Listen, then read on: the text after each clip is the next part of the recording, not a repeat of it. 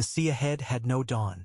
It breathed like some old, wounded thing, exhaling mist that smelled of hot iron and rotten eggs, drawing it back in sighing gusts that slurped the oars and made the hull creak as if it remembered other voyages and did not wish to remember this one. The men swore that at night the waves smoldered. By day, a gauze of fog tried to make a mercy of the world, draping itself in curtains that clung to masts and faces. The sailors from Volantis called it the smoking sea. John thought of it in plainer words, a place the world had not forgiven. He stood near the prow with his gloved hand on the beakhead, where the wood was salt-slick and cold even in this heat, and let the breath of the sea crawl over his face. His hair was tied back, the way he wore it when he meant to ride, and a coil of damp fell loose against his cheekbones whenever the wind gusted in a new, mean way. He listened. Even the sea had a voice here. Behind him, ropes rasped and whispered as men moved, and somewhere a lantern knocked the mast, a regular soft click that he found oddly calming. On a coil of line, Ghost lay like a shred of winter blown far from home, red eyes half-lidded, ears twitching toward any sound that broke the sea's rhythm. "Land on the next tide," Davos Seaworth said at his shoulder in a voice pitched to neither frighten nor reassure, the voice of a man who knew how to inhabit every kind of weather. The Onion Knight's beard had more white than John remembered and his mouth carved deeper lines. But his hands were steady on the railing and his gaze, too, held steady. Davos watched the fog as if it had been hired to lie. "If the old father above cares to let us see it." "He has other cares," John said. "And the ones below?" Davos made a face and then a small sign with the thumb against two fingers, a habit of old sailors who pretended not to keep such habits. "I'll settle for a strip of black sand and enough water that doesn't boil in a man's mouth." A shape moved in the fog above, a shadow more than a body, and the boat's pitch changed as the shadow slid with the wind. Men went quiet and looked up as one does in a sept when the gods step down from their painted walls. The shadow unfurled wide as a storm. It was as if the fog allowed it to exist only when it chose to move. "Easy," John told the men who had gone stiff at the sight. He lifted two fingers and gave a small whistle that was somehow devoured and made louder by the shivering air. The shadow drew a breath. The deck trembled ever so slightly in the wake of the breath. Then the shadow was a shape, and the shape was a dragon. And Regal tilted one long eye down through the veils of vapor and fixed John with a look that had nothing of the sea in it. The dragon loved heat. He loved the columns of air that the 14 flames spat into the sky, even broken as they were. He loved coils and curlicues of wind that spun off the jagged ridges. He did not love boats, though he had learned to tolerate them. He loved John as far as beasts love, which is to say simply and without permission. John stood straighter and felt his chest loosen as if he'd drawn breath from that eye. Regal made a low sound that was not a growl. It was larger and older than that, and then banked away toward the direction they were to go, where the fog raised and lowered itself like a hand unsure whether to wave farewell or warning. Gendry came aft with a long wrench of his shoulders and a clank at his belt. He had not wasted one day of the voyage, not 1 hour, to be idle. He had measured and mended, counted nails, sharpened, resharpened.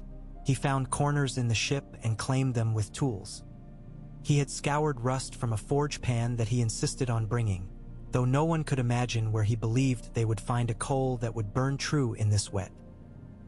His arms were darker than before, corded tight as the rigging, and there was a set to his mouth that had only appeared after they sailed from Dragonstone.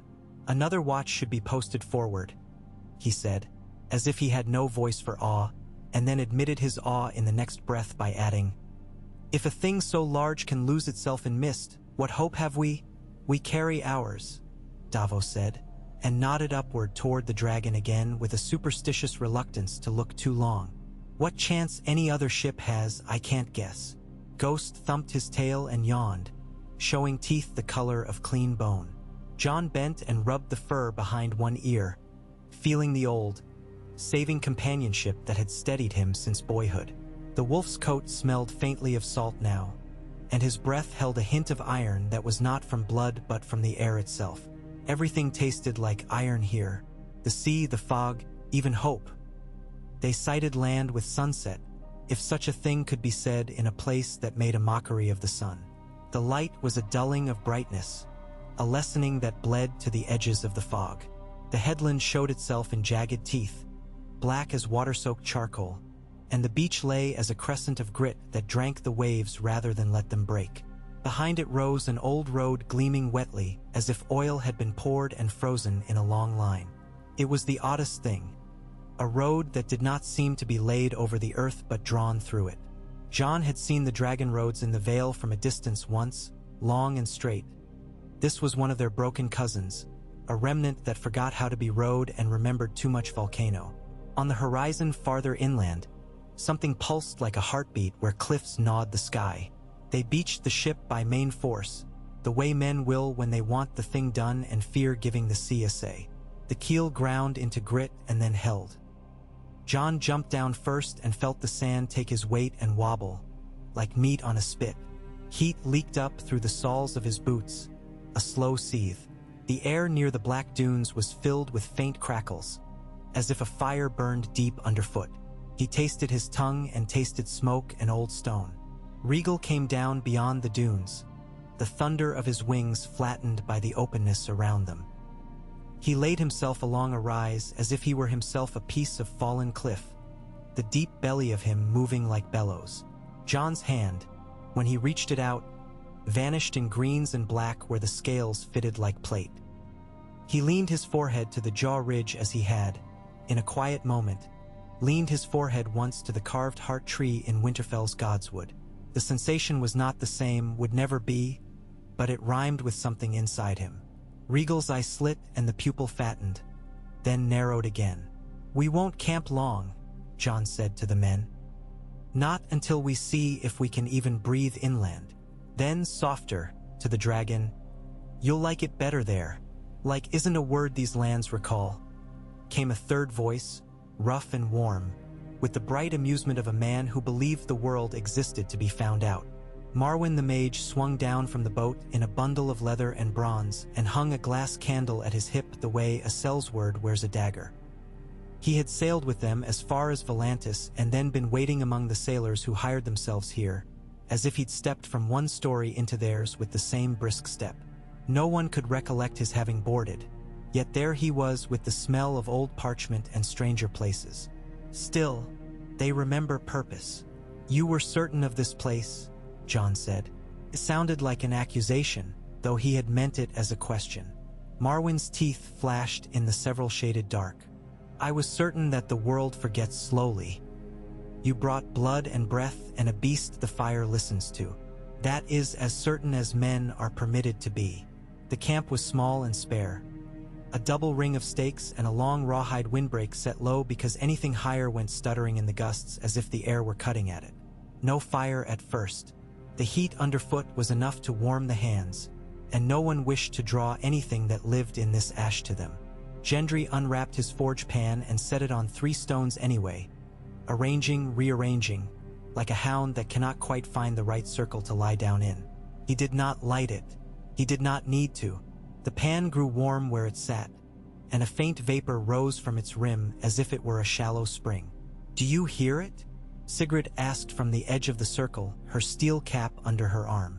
She was a woman from the Frostfangs who had followed Tormund to Winterfell and then followed Jon because she had said in a tone that allowed no reply, "Winter runs where you run." She stood like a spear planted in a scree of darker pebbles and squinted into nothing. "All the ground is breathing." "That's the sea," another muttered. "It isn't though," Davos said softly. "It's this. It's the bones below." Jon sat with his back against a low post and laid his sword across his knees. Longclaw returned every thinking of the past like breath fogs a mirror. He had not brought it to be melted. He could not have if he wished. There are duties and there are names, and some lines a man sets for himself without quite knowing when he put them down. He drew a cloth along the blade anyway, inevitably, the way a man will do a task that asks nothing and therefore costs little, and the cloth came away bruised with small soot that clung where the mist had touched the steel. "You know why the old pistons of the earth ruptured all at once?" Marwyn said into the circle that had no fire. "You know any dozen reasons, rather. There is a scholar in Norvos, I knew him when he was thinner, who says the freehold devoured itself with pride. That pride is heat, and heat eats. There is an old woman in Lys who says a lover wronged a lover and the earth cracked with the sorrow. There are Ashai who say no one knows anything and that the not knowing is itself a spell. But there were forges that were never unmade. The shapes of them remember heat. There are rooms where the rock flowed, and it remembers what forced it to flow. You speak as if stone remembers, Gendry said, and got up to be nearer the mage despite himself. I've seen stones hold a mark. I've seen steel remember where it was bent. But you mean something else. I mean that this place was ordered once, Marwyn said, and nothing unorders perfectly. Here are faults and folds and pockets where the old ways were drawn down into the stone and fossilized. As a tree will become stone if given enough ages. We're here to argue with that memory. It will not like it. It will be most willing to answer those questions asked in the language it still speaks. Fire, Jon said, hearing his own voice and knowing it sounded too certain. And blood, and names. Marwyn smiled with an unkind fondness, the way a teacher smiles when a student has walked into a room he's not ready to be in and nonetheless belongs. And shape, he said, which is to say, craft. Gendry looked at his hands then and flexed them as one might after a fight, as if surprised that they were still there. Tell me how a smith speaks to stone. You tell it the truth with iron until it yields, Marwyn said. They slept in watches. Jon closed his eyes to the hiss and murmur out of the ground and dreamed, if it was a dream at all, of a red river running under rock, slow and thick. Words hovered above it. Not words he could put into his mouth and say, but words all the same. A clear geometry of meaning that his head reared from like a horse from a snake and then settled. There was a figure standing on the farther bank with eyes that were not eyes, pale lights that quivered as a candle will when a door opens and a draft makes itself known in a room. The figure raised its hand. The river slowed further, then turned, then climbed against itself as if gravity had been politely asked to stand aside. Jon woke with his heart racing and his hand on Longclaw's grip and the taste of hot coin in his mouth. Quiet, Davos said without turning his head. Listen. He had already been listening. The sea, the low crackle of ground, the long breath of the dragon. Another sound threaded them then, a kind of empty, subtle thud one feels in the upper chest, as if someone had closed a heavy door at the far end of a long stone corridor. The sound came again. Regal raised his head and half unfurled his wings without climbing, and the wing membrane snapped softly like sheets shaken out for bed. It's within, Marwyn said, standing. He held the glass candle up, though it gave no light that any of them could see. It was dark as night's own eye, and still and somehow refractory. Something remembering how to be hot. Keep your packs on. We go now. They found the road easily it wanted to be found. Their boots stuck to it at first and then, as the mist thinned for an hour like a favor given and rescinded. The road was smooth and soundless and the air above it wavered the way summer road air will. They walked in a narrow column that became a wider one when more men thought better of staying near the edges. Black shards lay like fallen teeth beyond the road. Once Jon bent and picked one up. It cut his glove and then his thumb, and the blood bead stood bright and reluctant on his skin before the heat licked it flat and darkened it at the edges. The shard itself was light, the way pumice is light, but where the edge had cut him it was keen as any razor. Regal paced them in the sky, tilting now and again to let the air lift him. When the dragon's shadow passed over them, men hunched unconsciously. Old habits. Cover from arrows, cover from eyes above. The road ran to a gash in the rock that had once been an intentional cutting and was now a gift of catastrophe. It went down in wide, scarred steps that looked poured and tugged rather than carved. The thuds Jon had felt returned, louder underfoot, as if the earth itself bore a heart. Another sound came, a soft whisper that was not sea, not wind, not the tiny voices of cooling stone. It was the sound steel makes when two blades, very fine and very true, are drawn against each other. A long hiss that tickles the hair above a man's ear and makes him think of the back of his neck. Marwyn went forward with unwizardly care, testing his footing. The candle angled. The steps swallowed them. The sea's breath fell behind. The air grew thin and tasted of egg and a little of something sweet that made the mouth water and then dry. At the bottom of the cut, the space opened to a long chamber with a roof like the inside of a bell. It was not perfectly round. No craft true in the world ever touches perfection. The floor sloped down at a gentle grade to a pit where orange light pulsed, and around that pit, regular projections rose from the floor in a circle, an old array, like teeth around a mouth. "Bellows," Gendry breathed. The word came out like prayer. No, no bellows. "There are no bellows. The rock is..."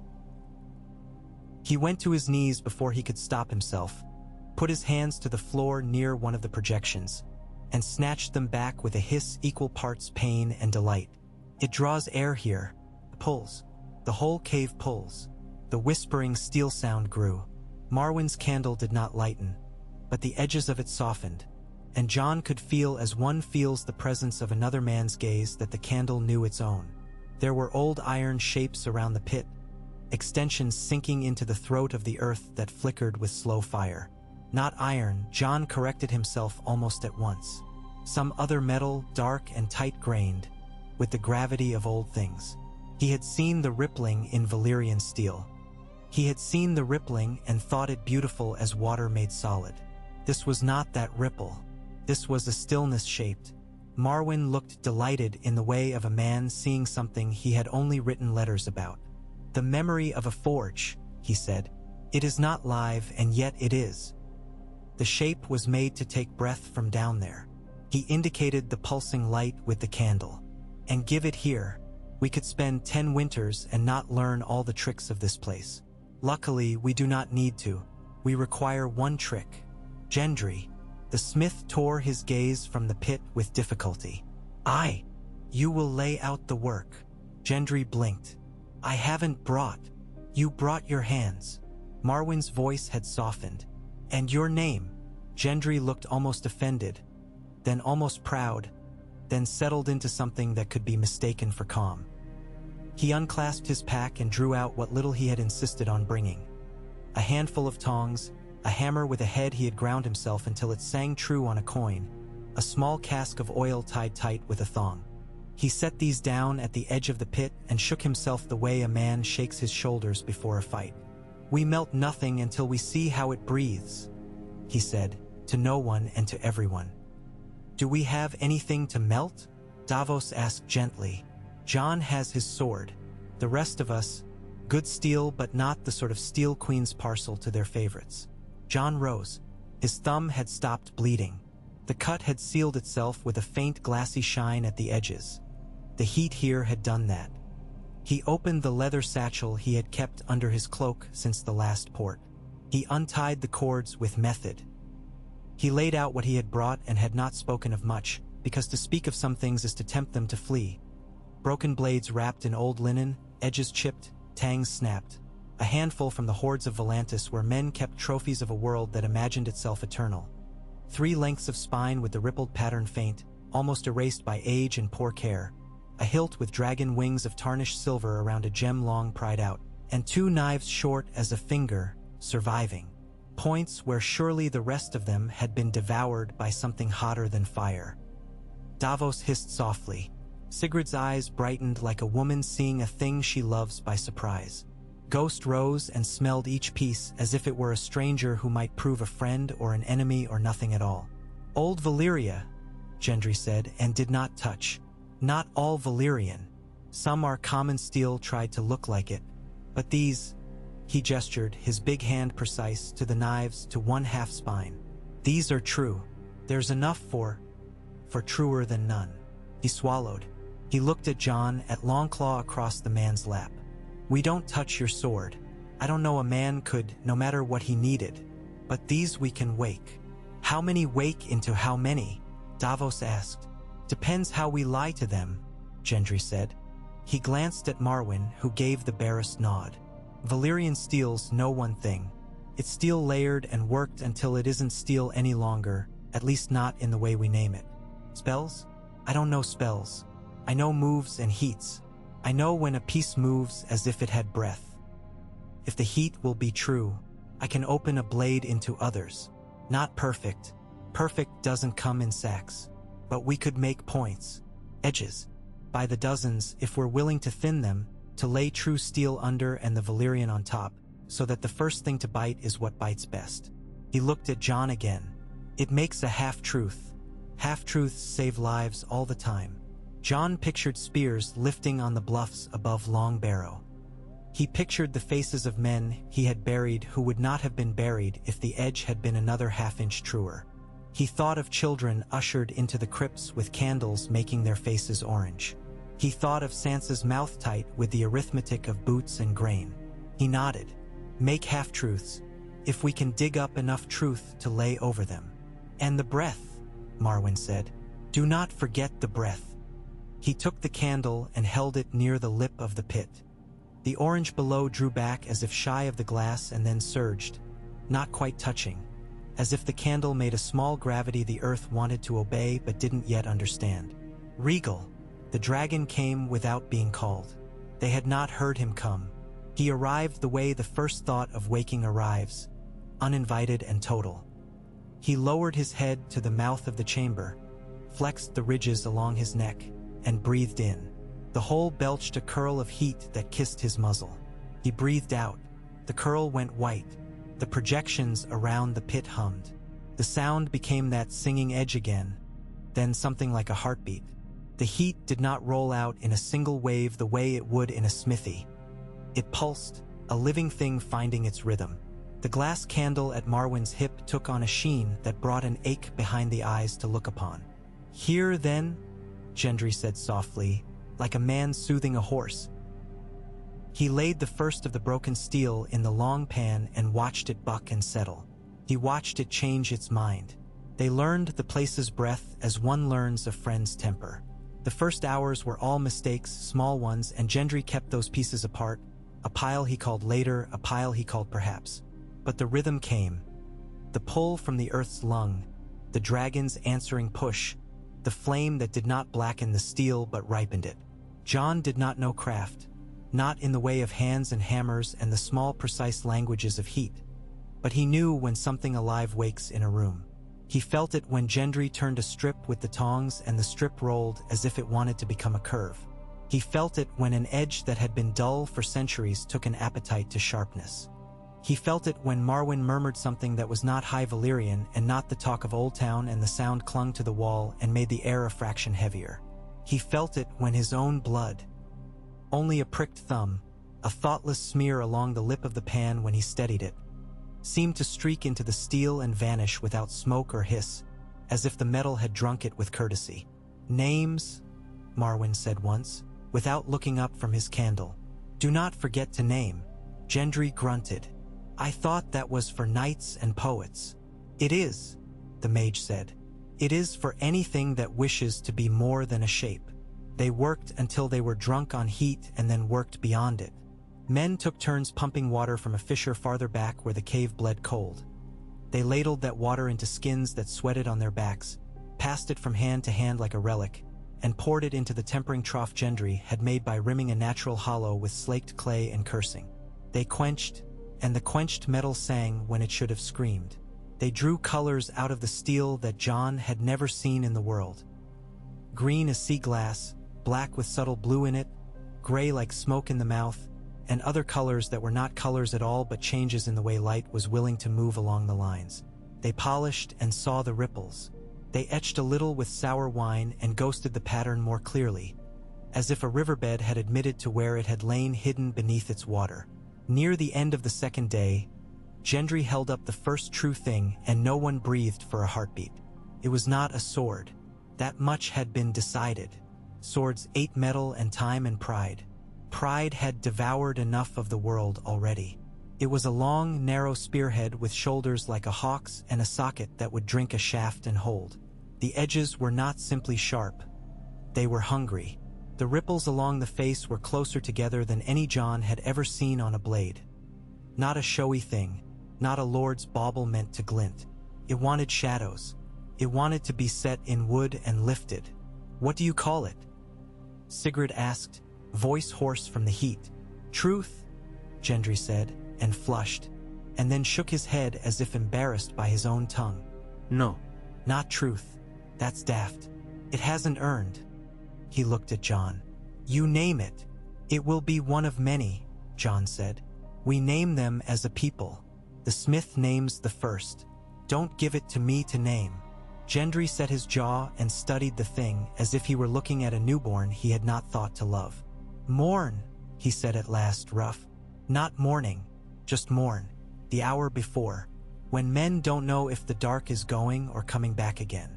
Marwyn laughed a little, pleased. A thing that knows what hour it belongs to is halfway to belonging to the world. They made more than, with the breath and the dragon and the rhythm finding them and finding them again. 10 heads lay on a cloth by midnight that might have been noon. Time did not behave in that place. 15, by the time Davos' voice broke on a prayer he had not meant to say aloud. 21, by the time Ghost rose and went to the mouth of the chamber and stared into the road with his fur along his spine making seracs. John had not felt the air change. He felt it now. The mist outside was not a natural thing here or anywhere. He had grown used to its unnaturalness. This was another quietness entirely, a step in the next room when one knows all the steps that should be taken, and that was not one of them. He went to Ghost and set his hand on the wolf's shoulder and felt the tremble of muscle and wild. They appeared the way frost appears on a glass, not growing but already there once a man makes a shape around the possibility. Shapes in the fog, taller than men. The fog learning blew around them as if it had decided to be cold in a more perfect way. John's hand went to Longclaw and then fell, then went again, less out of a need for the sword than a memory of where to place a hand when something passes into your world and you have to greet it properly. Not now, Marwyn said, strangely gentle. Not here. This is not ground for you or them. The breath is ours. The shapes moved, slow, deliberate. There was a clicking, faint, of something against something else, ice on ice or glass on glass. Regal's head came low to the cut's mouth, and the heat from his throat rolled out with a malice that had no color. The shapes paused.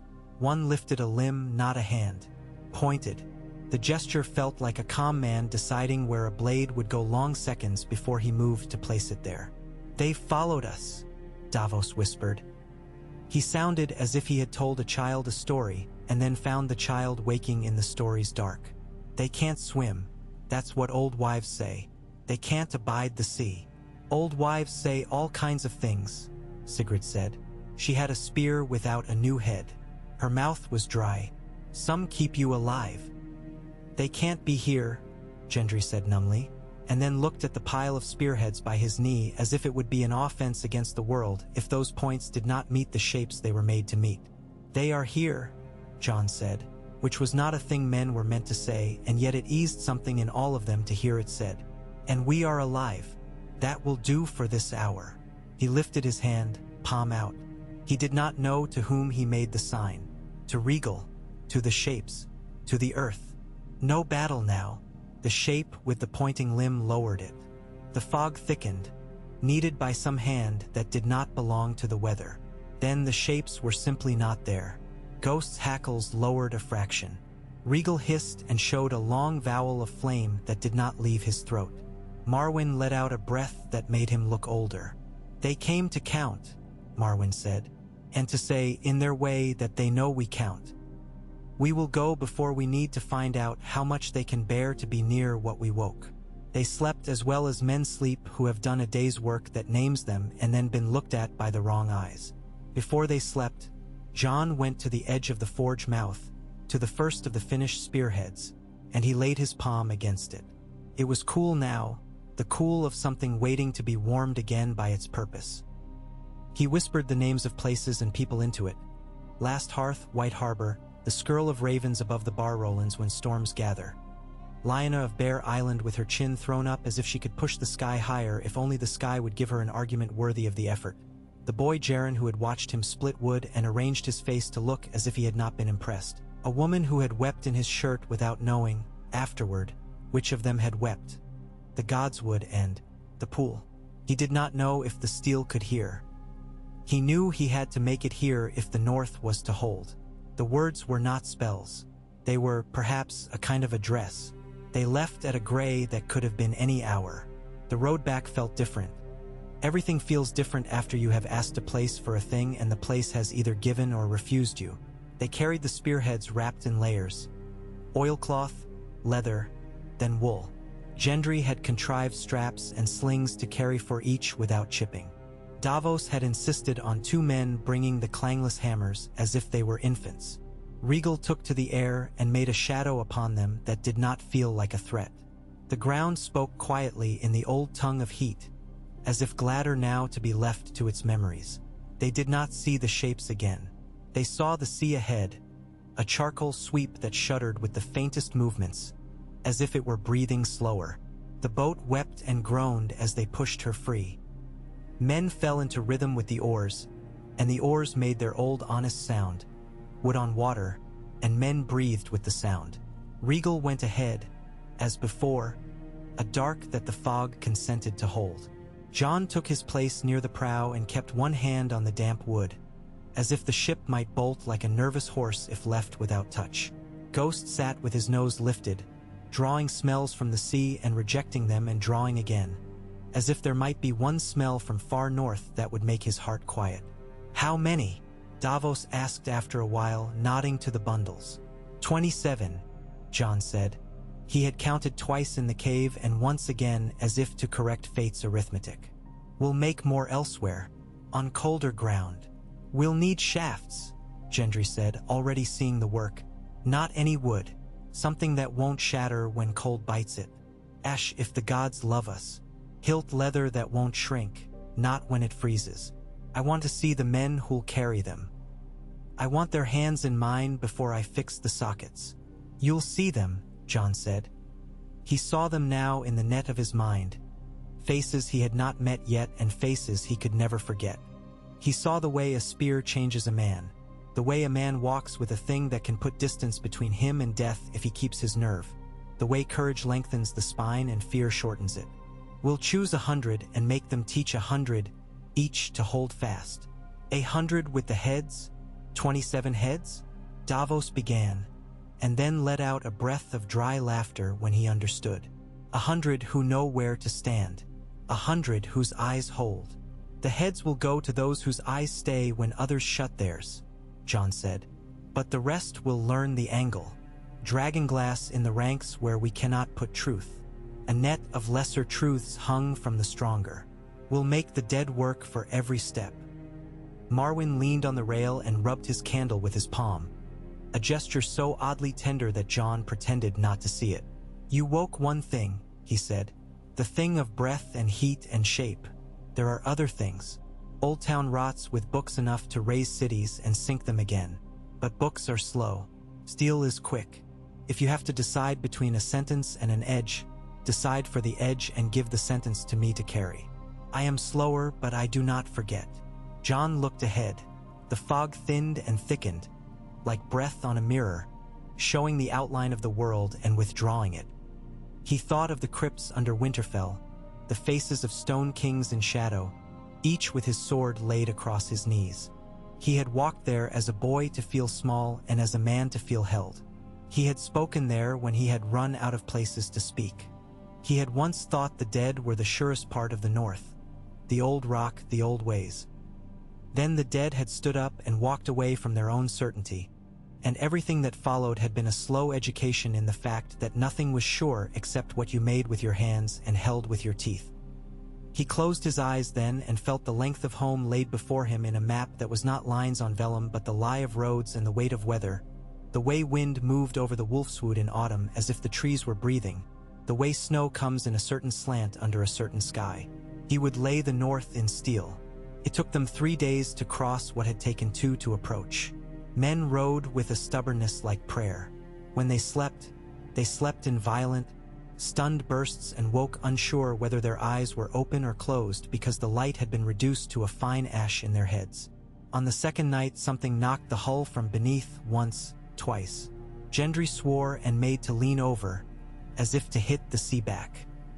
Davos grabbed his belt and hauled him upright with one hand like a father snatching a child from the lip of a well. "You'll not be making a story for any man's children from that," Davos said, chest heaving. Leave the sea her mysteries. They don't eat as quickly when they aren't provoked. On the third day, the fog changed its mind. It thinned and then thinned again, and then it was only fog in the ordinary sense, shabby and simple, and then it was no fog at all, only air. The men laughed in ragged, exhausted surprise. Sun lay on the water like dull coin. Regal went higher and made a long turn that threw a silver on the sea as his shadow moved. The breeze smelled, beautifully, of nothing. They came into White Harbor at dusk, and the world felt too generous with color. Everything seemed flaring. The domes fat with evening, the green stripes on shutters, the red of an apron, the wet ropes drying like snakes on the quay. The people on the wharf looked up and stopped their business not at the sight of the dragon, though of course the dragon drew eyes in silence, but at something else, a sense men have when a ship comes back that did not seem meant to. It was not relief, not yet. Relief comes later, after men know what price has been set. This was that first breath held and then let go without quite knowing if it had been the last. Wyman Manderley had sent men to keep the harbor from becoming a hive around the dragon. They wore the badge of the merman and had the discipline of men recently decided upon. One of them, a captain with a scar like an old road along his cheek, saluted without letting his eyes stray to the dragon, as if refusing a wager he desperately wished to take. "My lord," he said, "my king." He did not stumble on the titles, which made John more grateful than he could say. "The Lady of Winterfell is within the city." She rode down as the ravens came in from the south and then from nowhere at once. Nowhere at once, John thought, which is a sailor's way of saying a place they're ashamed to name. He nodded. "We'll need shafts, Captain, and the best ash would you have that a man will let go, and other woods you swear by in frost." "I swear by my wife and the gods," the man said, eager, meaning both. "We have ash from upriver and whitewood that we cut and stacked anticipating a winter that did us a kindness not to be worse. We have carvers who make oars that don't splinter when the sea wants to shiver them. We'll find hands. And men to carry them," John said. "Not just any men. Seawolves who don't panic when a boat tilts. Men who'll hold a line when it wants to ripple. Riggers with patience. I want them first." He looked to Gendry. "You'll teach them how a socket speaks to a shaft." "I will," Gendry said, already choosing which curses translated into the language of carpenters. Sansa met him in the Merman's Court, where Wyman had put aside protocol in favor of speed, and the hall smelled like onion and law. She wore her hair with no jewels and her mouth with no smile. It was not coldness. It was a warmth stored rather than spent. Arya was with her, lean as a bow unstrung, masked by a look that had always concealed and never deceived him. Between them sat a map that had been drawn by 3 men and amended by 5 more, and then set on the table as if to ask forgiveness of the world. "You went where you said," Sansa said, standing, and in that simple sentence there was a litany. "I knew, I feared, I counted, I kept days. And you came back." John took her hand, pressed it, let it go. He nodded to Arya. "You look as if you are about to do something you were told not to. I don't want to know what it is. Do it. Then come teach men how to stand so their elbows don't tangle each other when a spear line tightens." She smiled with only one side of her mouth and then let the smile die quickly.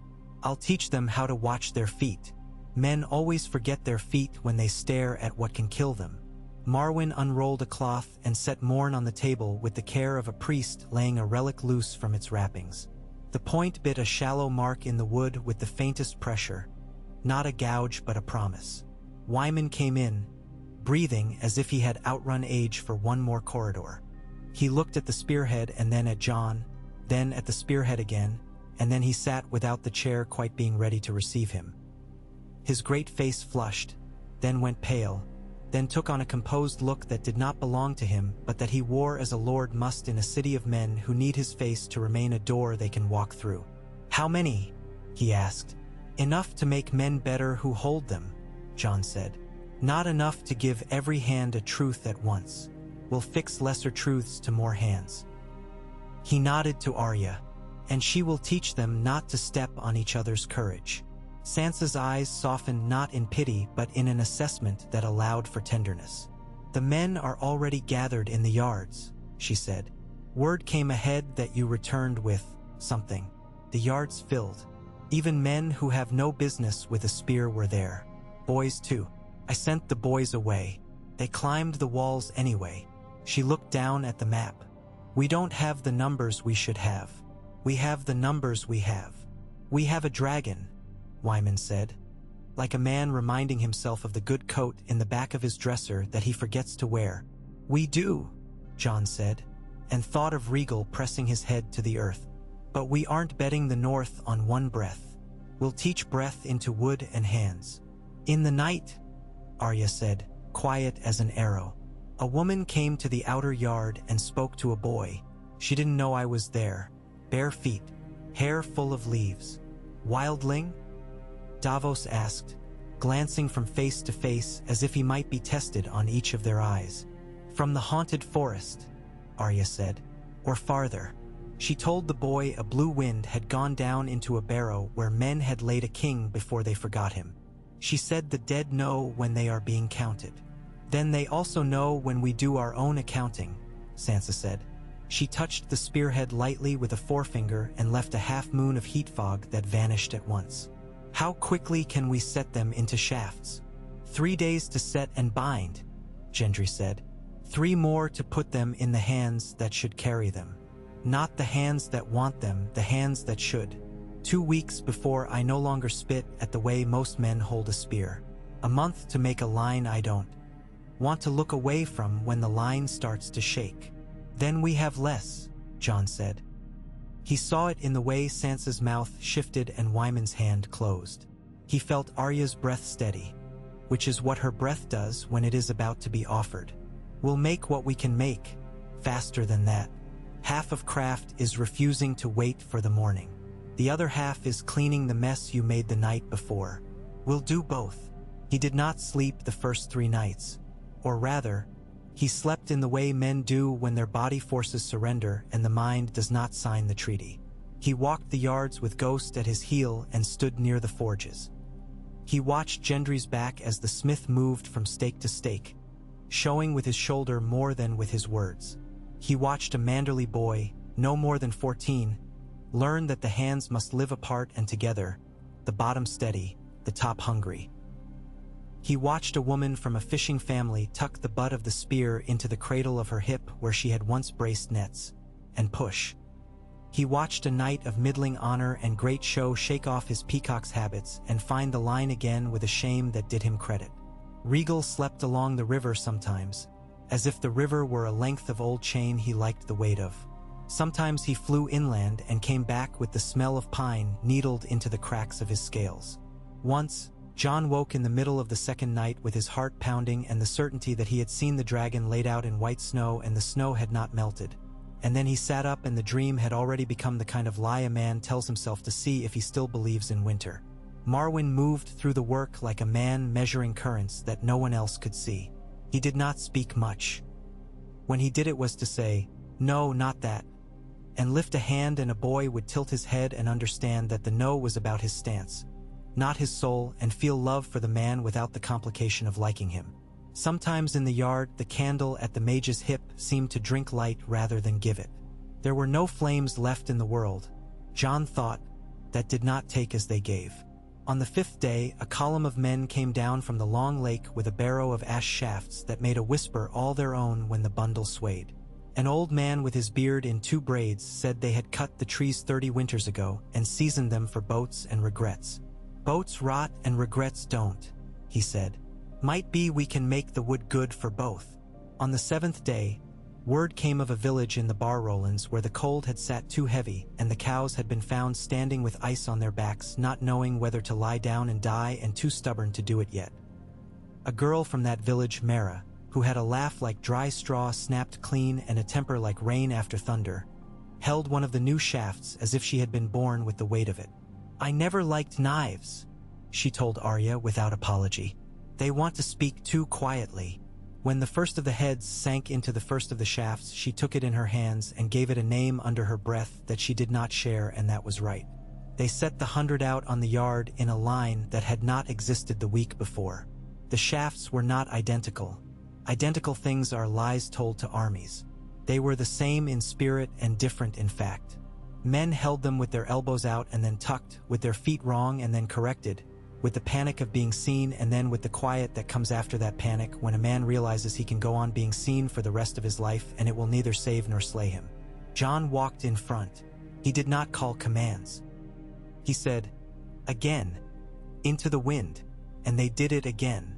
At sundown, when the cold came down the river like a man in a hood who wishes to pass unnoticed and does not, they took the spears from the 100 and put them into racks, and the 100 stood barehanded and not ashamed. Others came and lifted the spears with reverence and returned them like men who borrow a horse they fear they do not deserve to ride. In the long porch before the yard, Sansa sat with a ledger and a bowl of stew and made numbers make sense not by magic but by insistence. Wyman paced 6 steps, turned, paced 6 more, and never spilled his wine because duty steadied his hand better than sobriety ever had. Arya showed a boy how to pivot his hips and the boy stepped wrong and laughed and stepped right and did not laugh. Davos watched the river and thought of tides that answer to no man and still grow predictable if you love them long enough.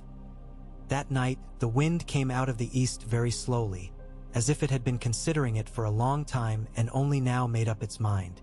Ghost raised his head where he lay at the foot of Jon's bed. Jon was not asleep.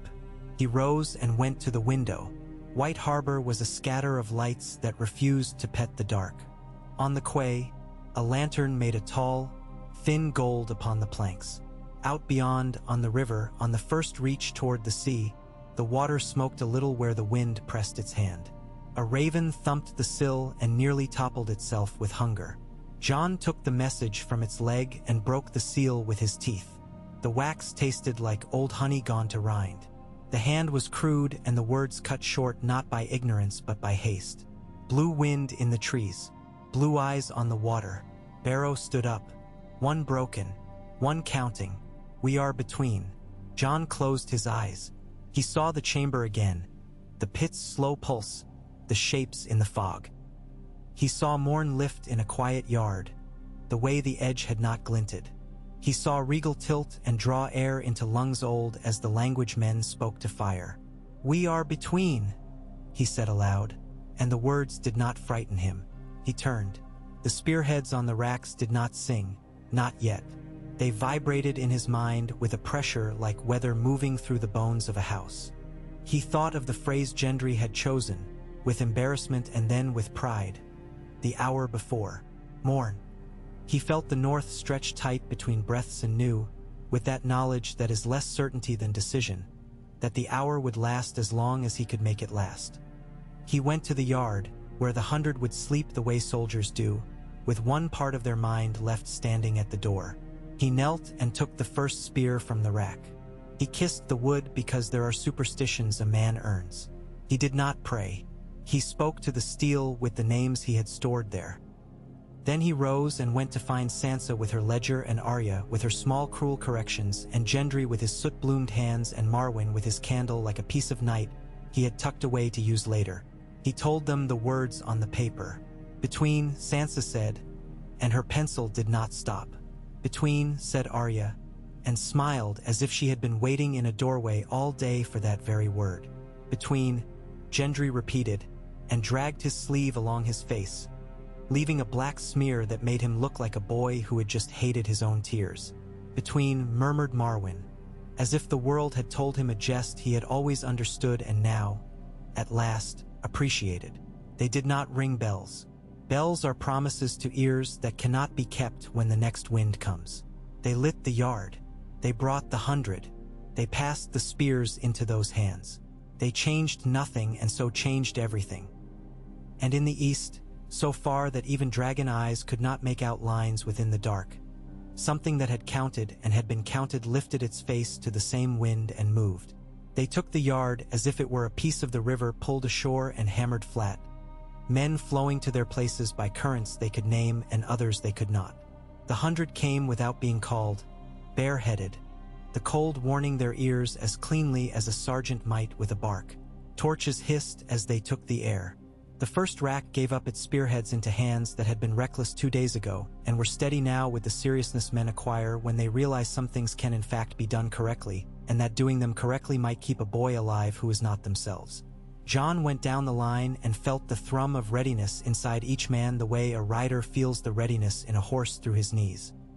Mara, the fisherwoman from the Bar Rolands, stood with her weight settled as if on a boat she trusted, fingers open on the shaft, knuckles loose, a look in her eye that had nothing to do with courage and everything to do with attention.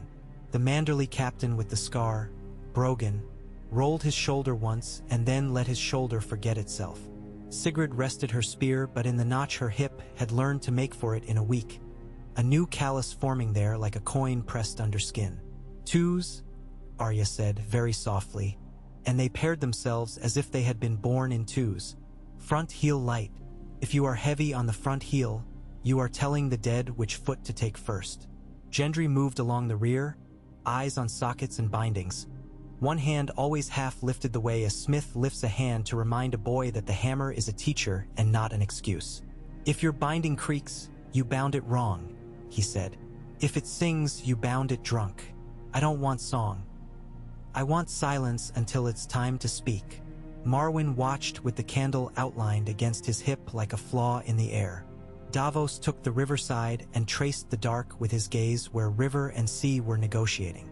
Wyman Manderley stood in the archway with a chair forgotten behind his knees and a cup forgotten in his hand. The message, Sansa said, her voice low, her ledger face set aside for the hour. Jon handed her the scrap. She read it twice and then set it under the ledger as if a debt could be entered against it and paid with work. Between, she said, and Jon saw her mouth choose the shape of the idea. We can hold men between better than we can hold land between. We'll take a look, Jon said. A small look. Bring a truth with us to show to that wind if it asks. He moved his gaze along the 100 and let it stop where it wished. Sigrid, Brogan, Mara, Hob Longlake and his son, Ren of the Ice Cellars, Edric who does not blink. And you, he added, looking to a thin, quiet man with hair like a dandelion after children had blown their wishes on it. The man nodded as if he had been expecting to be pointed at and did not mind that the world had finally remembered. You've a name. Tal, the man said. My lady calls me Tal the Rope. He ties fewer knots than he unties, Arya said, with a flicker of something like pride. But he knows where to put hands. Good, Jon said. Hands will matter more than swords. He looked to Arya. You'll take my left. Keep us from forgetting our feet. And forget yours? She asked, with that old half-smile that had outlived childhood not by sweetness but by sheer stubbornness. I'll have ghosts to remember mine, Jon said.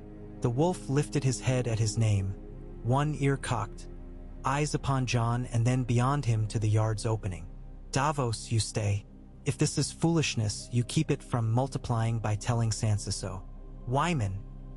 I stay, Wyman said, and set the cup down with a dignity that had nothing to do with how full or empty it was. This is a city, not a camp. It needs a heavy man to lean where beams might crack if left to their own counsel. Marwyn's mouth twitched. I will come, he said, before Jon could assign him. I am slow. I do not care for running. But sometimes the world says a word, and if a man does not go hear her say it again from a different angle, he loses the only chance he had to understand her. Gendry, Jon said.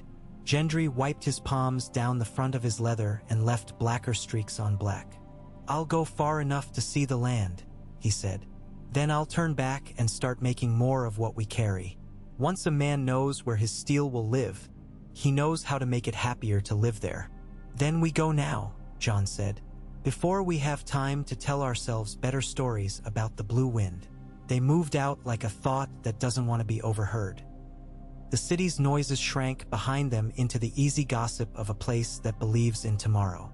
Regal lifted from the riverside with a sweep that shook frost from the withered reeds and made the lamplight jump in 100 windows. He arrowed once above them, a long shadow making each man feel taller and smaller in a single stroke, then canted and went abeam, not ahead, as if to say that the sky would keep pace and not drag them. The road to the Barrowlands was a ribbon of decisions. Northmen had worn a line in it with their hooves and their boots since before the Undulls brought their gods with hammers. Jon knew the dips and humps from boyhood, and the men knew them from the last 2 winters, which had taught every knee and ankle that land has moods just like sky and sea. They passed hedges carved by wind into the shapes of animals that had never walked the earth.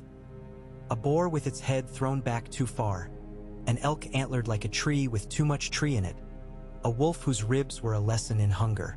The fields lay under a thin crust that made a soft chime when a foot broke it, and then no sound at all. The air was too clear and too thin at once, like glass that had not finished becoming glass and could shatter back into sand with a single breath. Ghost trotted a little ahead and a little to the side, as he always did when the world might change its mind. Arya's eyes went everywhere and then down, to the small things men do not bother naming until the hour when small things begin to make plans for their lives. A crack in rhyme that ran sideways instead of true. Reeds bending but not in the direction the wind came from. A crow that tilted its head at them and then pretended it had not. "Listen," Mara said, so low that Jon almost thought she had kept it to herself and only the cold had brought it to his ear. He listened. She had meant the silence. He had thought it was silence already. This was different. It was the quiet of a room that is about to be entered. They came to the first barrow at the edge of the low ridge where the ground becomes hill only because it wishes to make a symbol. It was a round hump, modest as a shoulder under a blanket and grave as a closed eye. A stand of thorn had shaped itself into a crown along the top. Men had put stones there once, and some still remained under the thorns like the memory of a promise. Jon felt the old tug to walk with his hands behind his back and his voice low, as he had done in the crypts. He did not lower his voice. He raised it just enough for the wind to be forced to attend. "We are between," he said, "and we are counting." He let the words drift and settle, not like a challenge but not like anything else either. The blue wind came then, not a gust, not a wall, no suddenness. It arrived like a thought resolving, folding itself into the air until the air remembered it had always been this way. The frost on the thorns breathed and whitened again, doubling back on itself to deepen a color that is not color at all but a way of refusing light. The hairs on Jon's wrists rose where the wind licked under his sleeves. Regal dropped in a slow, careful spiral and landed on the far side of the barrow with his wings half out and his head canted as if listening at a door. Ghost growled, not from the throat but from deeper, a sound that started lower than any living animal should be able to reach. Shapes stood up. They stood as if they had been kneeling just under the crust and had only been asked to take a look. For then 6, then 8, 10 before a man could count them without forgetting how numbers worked. They were not whites. Whites show their debt to the world. Their mouths are debts. Their eyes are debts. These were clean, tall. They did not glitter. They gathered light and pinched it thin, letting it go behind them in narrow knives. The frontmost raised a hand, palm out. Everything in Jon that had learned without language what a gesture meant knew that this meant not stop, not wait, but notice. Arya slid a half-step start of a step before she told herself not to. Mara did not move at all. Sigrid shifted the butt of her spear and bore down as if remembering the weight of an elk shouldered out of a drift. Tal the rope had his hands out as if to take something and tie it in a way that would never lose its shape. Brogan breathed in and did not breathe out. "Not now," Marwyn said, as he had said in the cave, but with something more under the words this time than caution. There was an old sadness there, and a small glee, as if he had wanted to have been wrong his whole life and was dismayed and pleased to be right. "Do not lift your spear until your arm tells you it is lighter to lift it than to set it aside." The nearest of the tall figures moved forward a pace. His feet did not break the crust. Jon felt the dead cold reach into the space between his ring finger and little finger on his sword hand as if tenderly to pluck a string there. He did not move his hand. He felt the weight of Long Claw against his back and did not take it. The spear in his other hand, Gendry's socket ash shaft, the old skin of breath laid over new wood, became aware of the figure and was not glad and was not afraid. It knew what it was to be pointed. "We are counting," Jon said again. His voice came out lower, a thick thing in the air that did not want to go far and did not need to. "We can count you, too." The figure turned its head slightly. Something creaked, not ice, something else, a joint that had learned to move in a different world and now made do in this one with a faint complaint. It lifted its hand and shaped it in the air. It drew a line, invisible, that nevertheless made the air feel as if it had lost a tiny amount of itself along that line. Another figure mimicked the line, shifted it, drew a second. They were placing something, marking. Arya breathed in so sharply that the cold hurt her throat. Jon heard the pain and was grateful for it because it put color in the hour. "They are laying their wall," Arya murmured. "We lay ours." "Not yet," Jon returned. "They want us to show our height." He could feel the impulse in his men like a surge of horses in a pen when the rope gate is lifted and the first rush is all hind legs and noise. He held up his palm a fraction. The impulse settled. The tall figures did not carry spears. They did not carry anything. That was wrong. It was the wrongness of a bride who comes to her own wedding without veil or handkerchief. Jon's skin prickled. He understood a thing then that the wind had been trying to tell him. This was not the hour. The counting was not done. The figures retreated, 1 pace, 2, 10, not turning, the way men who know more than you know retreat when they are finished with what they came for and are kind enough to let you keep your dignity. The frost on the thorn crown breathed and whitened less. Then again less. The blue in the wind let go a shade of itself, and then another. Ghost's growl moved up out of his body and became an ordinary growl, one a man could put meaning to if he wished. Regal's ribs eased. He folded one wing, then the other. Tal the rope let his hands down. He did not look at them. "If hands could do what that wind does," he said under his breath, "there'd be no knots left in the world."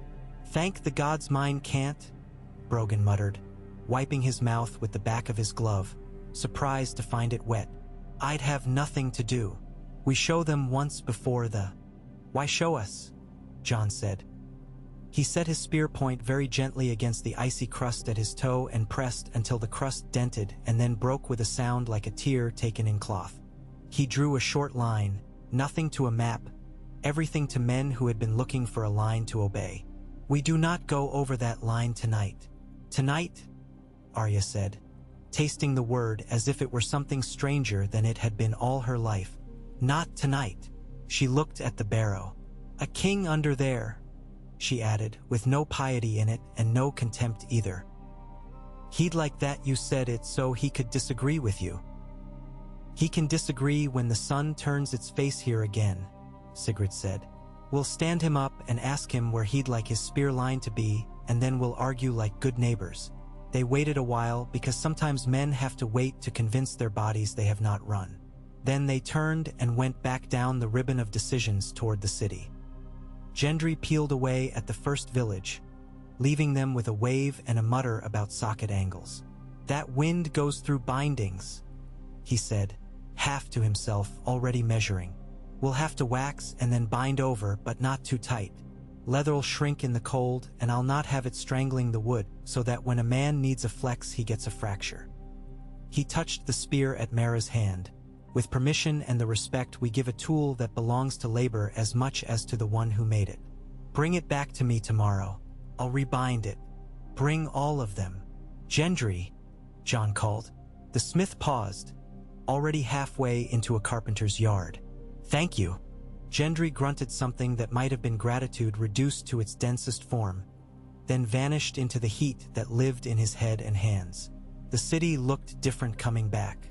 Relief had not come. Relief is always a guest that waits to be recognized, and no one in White Harbor had looked up to invite it yet. But readiness sat in doorways and leaned against posts. Men had wood piled in ways that told Jon they did not mean to burn it indoors if they could help it.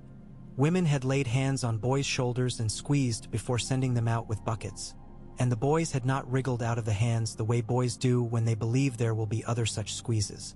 Sansa listened to the account at the long table and did not let her eyes flicker to the dishes arrayed there, though the smell might have made a less disciplined mouth water. She had the knack now of making abundance look like prudence. "Counting," she said. "That is a mercy." We are good at counting when we accept that we must be better than we wish.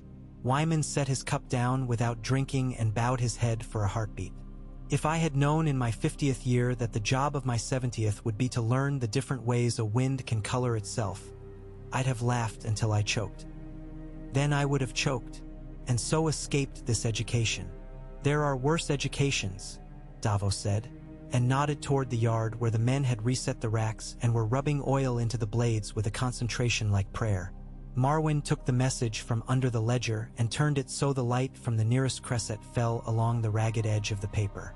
Between, he repeated, tasting the consonants. A good word. Some words open rooms. Some hold doors ajar. Between invites you to lay a bench across and sit with your legs on different sides and see if that new posture teaches your back sense. He folded the paper into his sleeve. The springs in your castle, he said to Sansa. The ones that warm the floors for ladies who don't wish to admit they have feet. They are not for ladies alone, Sansa said, with an edge that would have cut a girl that had only lived in Winterfell. They keep cooks' hands from going numb in winter and keep babies from bearing chill in their bones. We are not ashamed of the gift. Marwyn's laugh was short and kind. Good, he said. Do they run near the crypts? Sansa's eyes shifted. In that small move, Jon could see her standing again under those stones with a torch thrust into a wall bracket, listening for a sound that would confirm that men are not alone even when they most need to be. They do, she said. There are tunnels where steam runs like a thing late for a duty. We have let some of the vents fall in. The old yards no one used much, and a low bath that came to be thought unlucky after a girl drowned herself on purpose in it 3 generations ago. I want the unlucky bath, Marwyn said. I want the vents that make men cough. I want stone that drips. Will shape a throat that remembers how to breathe. Your house is full of breath. It simply doesn't know it yet. You would forge in Winterfell? Wyman said, a little shocked and a little delighted by the naughty idea.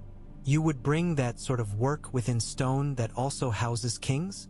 Jon thought of the old freehold's chamber again. He thought of the projections around the pit, the way the earth's breath had been handled tenderly and strictly at once. He thought of the hot springs lying under Winterfell like tame dragon veins. We will not melt swords on our father's knees, he said. We will cut a chamber beside the crypts where heat already goes. We'll coax a breath there to answer a dragon's, and we'll lay our truths over the shafts without asking the sea whether it consents. Sansa's mouth turned in what might have been the ghost of a grin had she been anyone else.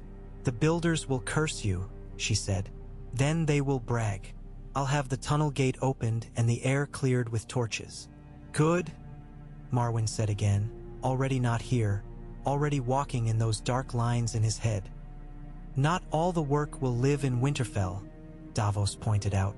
White Harbor can take what Winterfell cannot. Barrowton can take some. Deepwood. Bear Island. Bear Island will have its share. A girl's voice cut through like a spear point through a shield, and Lyanna Mormont walked into the hall with her head up and her fury tidy. She smelled of pine and stitched leather and of a pony that had been ridden too hard and not regretted. We have ash standing in our sheds from since before my mother died.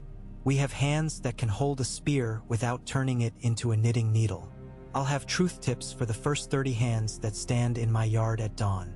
Send a man you trust to count, Jon Snow, or send your wolf if you trust no men. It was like her to name him as he had been. It tethered him to himself instead of to his titles. The tether did not chafe. You'll have your share, he said. And you'll send 10 back with Glover to teach in Deepwood Motte, and 5 to the Rills, and 5 to run with Karstark men where the woods break and give you a long shot. He saw the reflex in her at the Karstark name, saw her bite it back. We won't have old enemies standing in doorways while new ones walk through the kitchen. Lyanna nodded once. Sharp. I'll do the counting, she said. Send the tips. I'll send names back. Names worth the wait. They parted in a scatter of plans that did not feel like plans so much as bodies finding their work. Jon slept at last, in a bed that still remembered him, and woke with his mouth tasting of clean water. Ghost was not at the foot of the bed. He was at the window again with his front paws on the sill, quiet, watching the yard as if it contained all the moving pieces of a story he had not agreed to be written into and yet would not ignore. The cold laid a light hand on the day. It felt almost kindly compared to the blue wind the night before.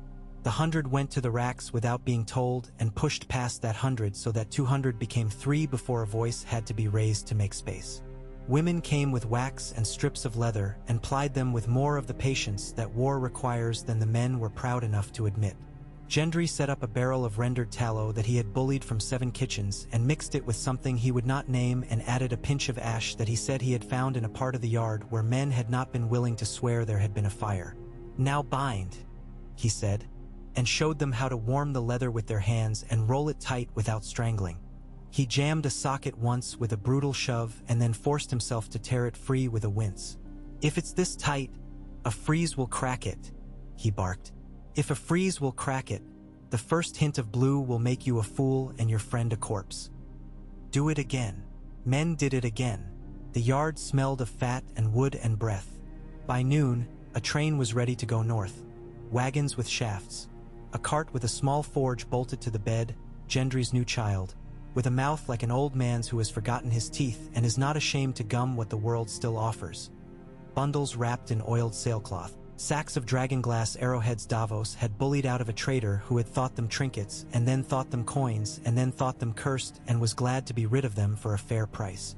Arya rode with the right-hand flank and did not look behind.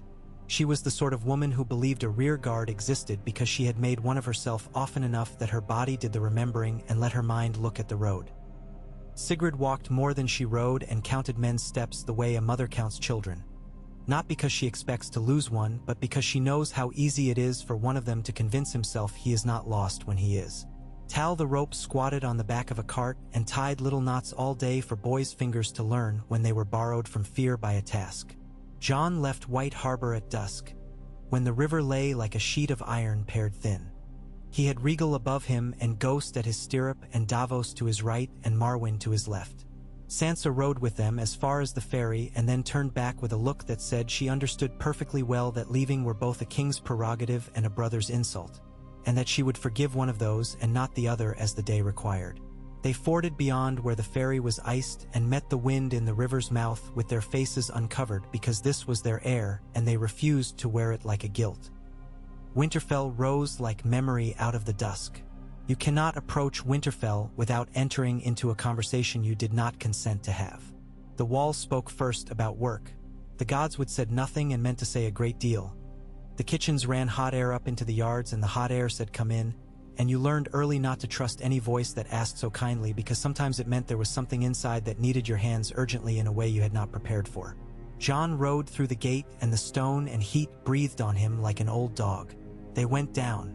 Sansa had sent men with axes and lamps to clear the old bath and the track to it. The air in the tunnels sucked at the lungs as if it had waited too long without a purpose and now wanted all the purpose at once. Water dripped. The drip echoed and became a heartbeat that had to be understood and calmed. Regal did not come into the tunnel.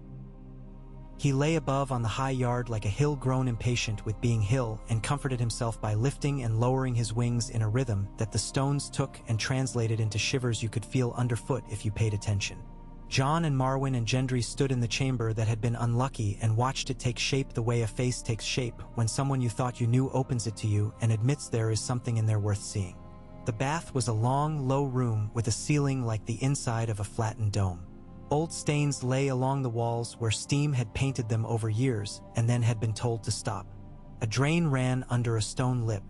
The water trick that had warmed it in some lord's time past still whispered under the floor. Marwyn walked the perimeter with the candle held out and the candle made the air unquiet without illuminating anything. He knelt twice and laid his palm on the stone and hissed when heat spoke up through it. He beckoned Gendry to him and pointed where the wall wanted to curve in and then curve back out again. "You see?" he asked, not condescending, hungry. Gendry tilted his head and then his whole body as if to make the angle live in him more easily. "I see," he said. "You'll want to cut a throat that pulls and pushes.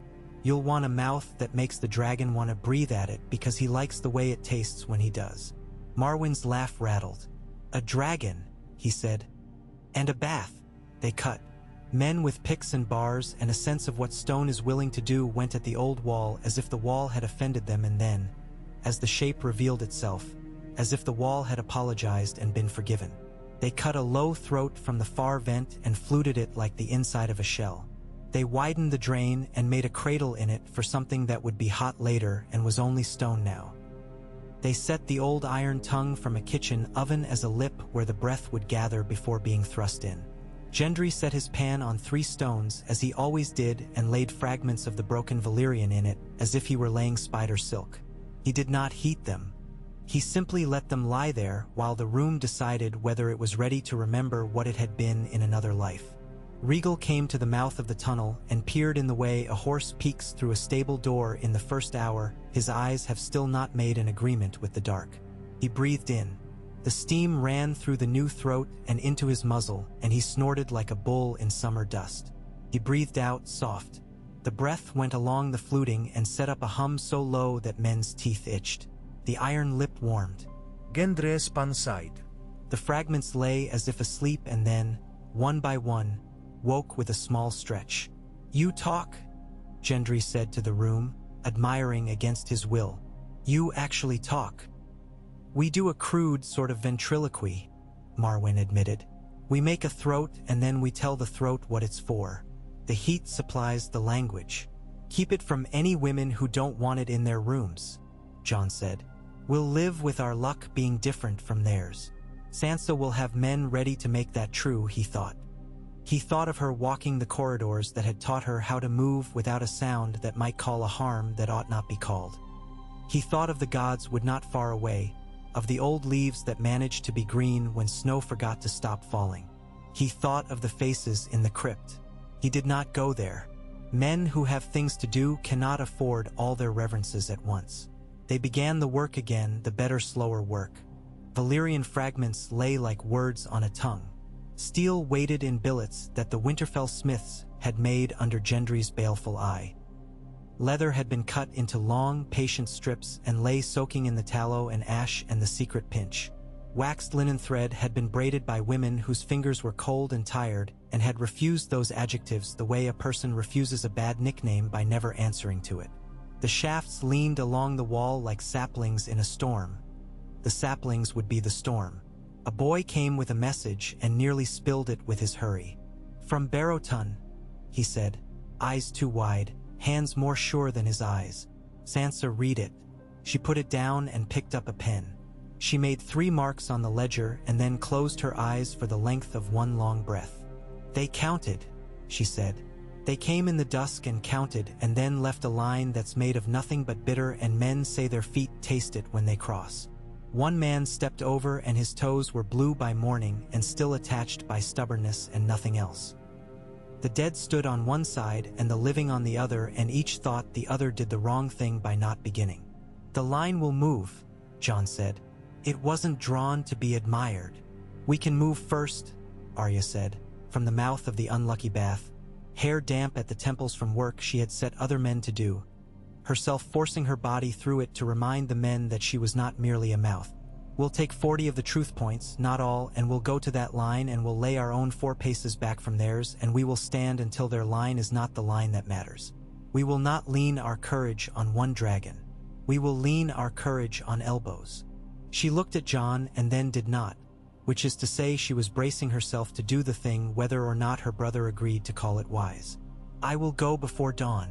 Men move better then, and so do the sorts of men who can still be told where their courage will do some useful good." "You will take Sigrid," Jon said. "You will take Brogan and Ren and Mara and Ten, who have already shown they can count their own breath when it gets short. You will take Tal and tell him to tie the dead's line to a tree and see if the wind can drag it elsewhere. You will take 30 new hands to watch and learn when not to wet themselves." "I will," she said simply, and tabbed her knife against her boot as if reminding Steele of names. Lyanna Mormont returned on the second day with 10 names and a look on her face that would have made grown men hide their shame if there had not been no place to hide in the cold. "Send truth now," she said, throwing a saddlebag onto the table as if it were the head of a boar. "The men I sent to Deepwood left at midnight with their 8. I took 2 for Bear Island that made men calmer just to see them. which is a trick that surprises me, but I will not argue against a new trick if it keeps my aunt's sons from putting their insides on the outside in an hour they could spend better. I brought back 4 ash shafts that did not splinter after I drove them into a wall that was not built for courtesy. If you have better shafts, I'll take them, but I will not pretend yours are the only wood in the world that knows how to be stiff. You will not, John said, the side of his mouth betraying him. Take the 4. Take these 6. Take 2 men to count smaller truths where your women stand shoulder to shoulder with less weight, and tell them to return in 2 days with both of their hands and the names of the 5 who can teach. And eat before you leave, or I will tie you to my own table for an hour. I ate on the pony, she said, offended in the way children are offended by kindness that looks like doubt. I'll eat again if it amuses the gods. But she ate savagely, as if the bread had cheated her the day before by not being already in her mouth. By the 3rd day, the unlucky bath was not unhappy. It breathed with the forge's long patience. The room tasted of salt and hot metal and something else, the smell of a window being opened in a house that has been wintered down. Steel was waking as if from a coma. Gendry coaxed. The dragon obliged. The rock translated. Marwyn spoke to stone and to air in his 2 separate barbarous fluencies. Davos made lists that were not written to be obeyed, but to be remembered when the next hour took men's minds elsewhere. Sansa moved pieces on the table as if they were modest boats and sure harbors and not hearts and places where hearts would stop. Wyman told jokes to boys who did not smile until after he had turned away, and then had to sit down to let his chest rest because duty will let a man joke but will not forget his lungs. Jon split his hours and then split them again. He went to the yard until the yard did not need him, and then to the bath until the bath's breath was steady. And then to the godswood until the godswood's silence gave him back his own. He slept in cruel increments and woke with his mind sharper for it, which is one of the ways war persuades decent men that indecency can be useful. He spoke to Ghost without moving his lips, and Ghost listened sometimes and sometimes looked at him with a look that said bluntly that the wolf would be doing wolf business whether the man spoke sense or nonsense. Before dawn on the 5th day he rode with Arya and the 40. The sky in the east had been erased and then considered and then erased again. Men would call it gray, but gray was an insult to the delicate shape the hour made. Regal took the high current and let the cold comb through his fringed scales until he shivered.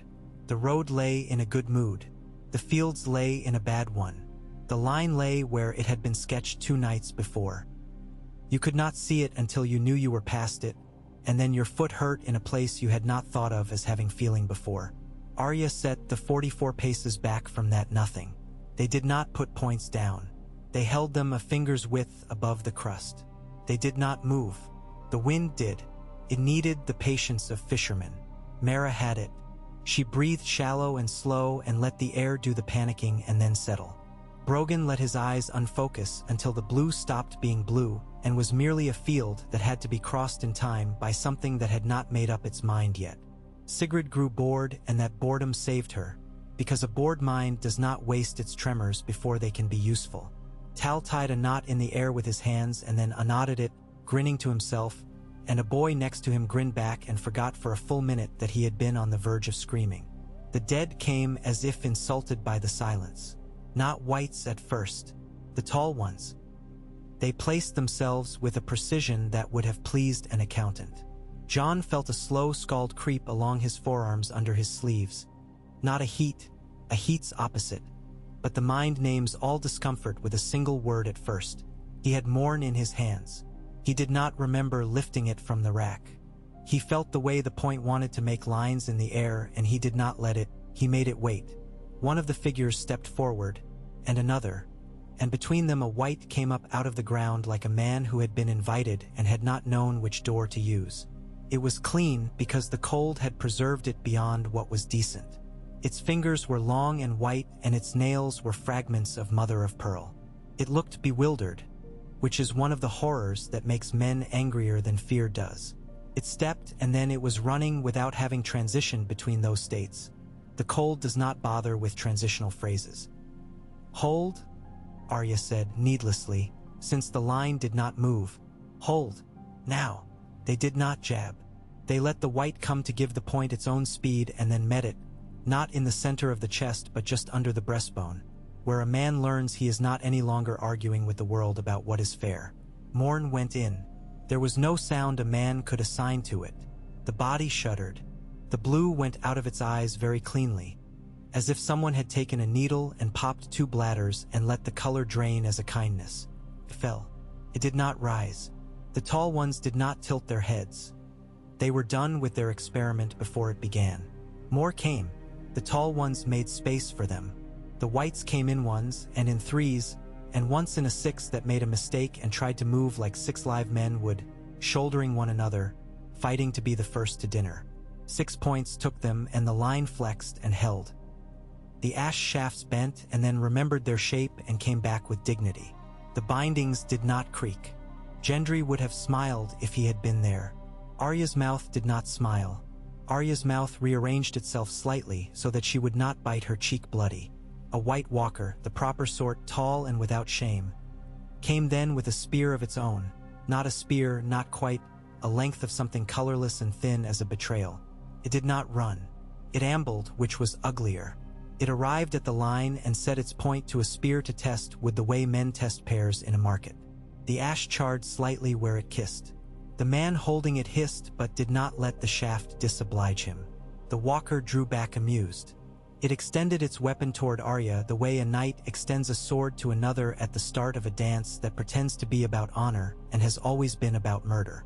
"Not you," Jon said without turning his head. He did not know he had said it until Arya laughed once. A little, to let him know she had intended to refuse the invitation anyway. He went forward 1 pace, enough to make a difference. He raised Morn and put the point in line with the place that would be a throat on a thing that remembered the shape of a man's throat only because an old habit had not yet died.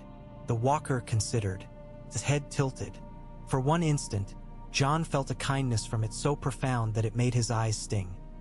A recognition, perhaps, that this would be neat and clean and over and nothing would have to be learned today.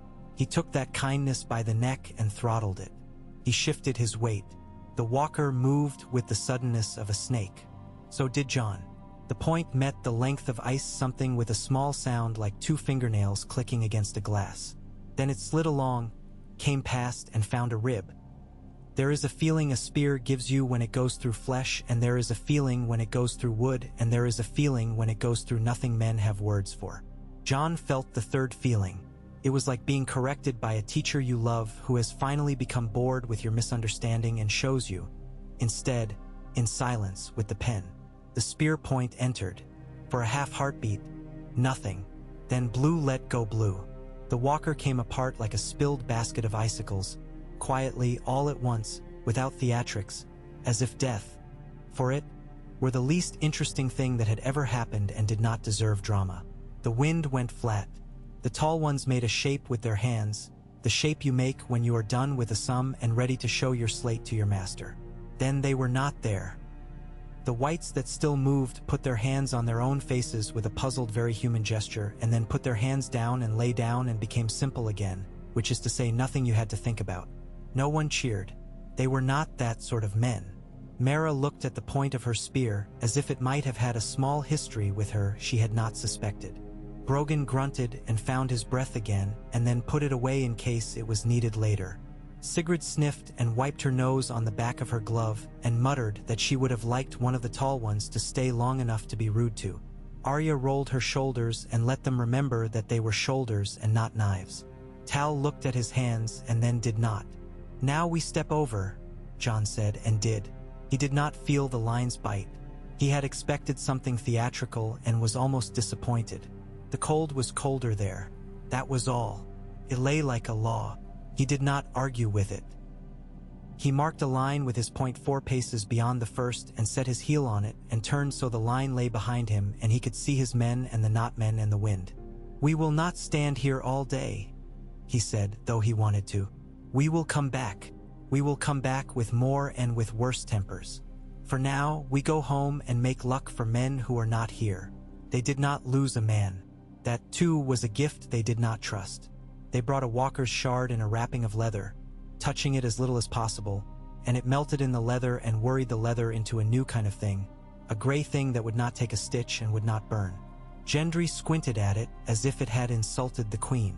"I can plate this under the Valyrian," he said finally, offended and interested. "If it behaves like this at the first kiss of heat, a thin skin of it under the old truth will make the edge more stubborn about giving away what it knows."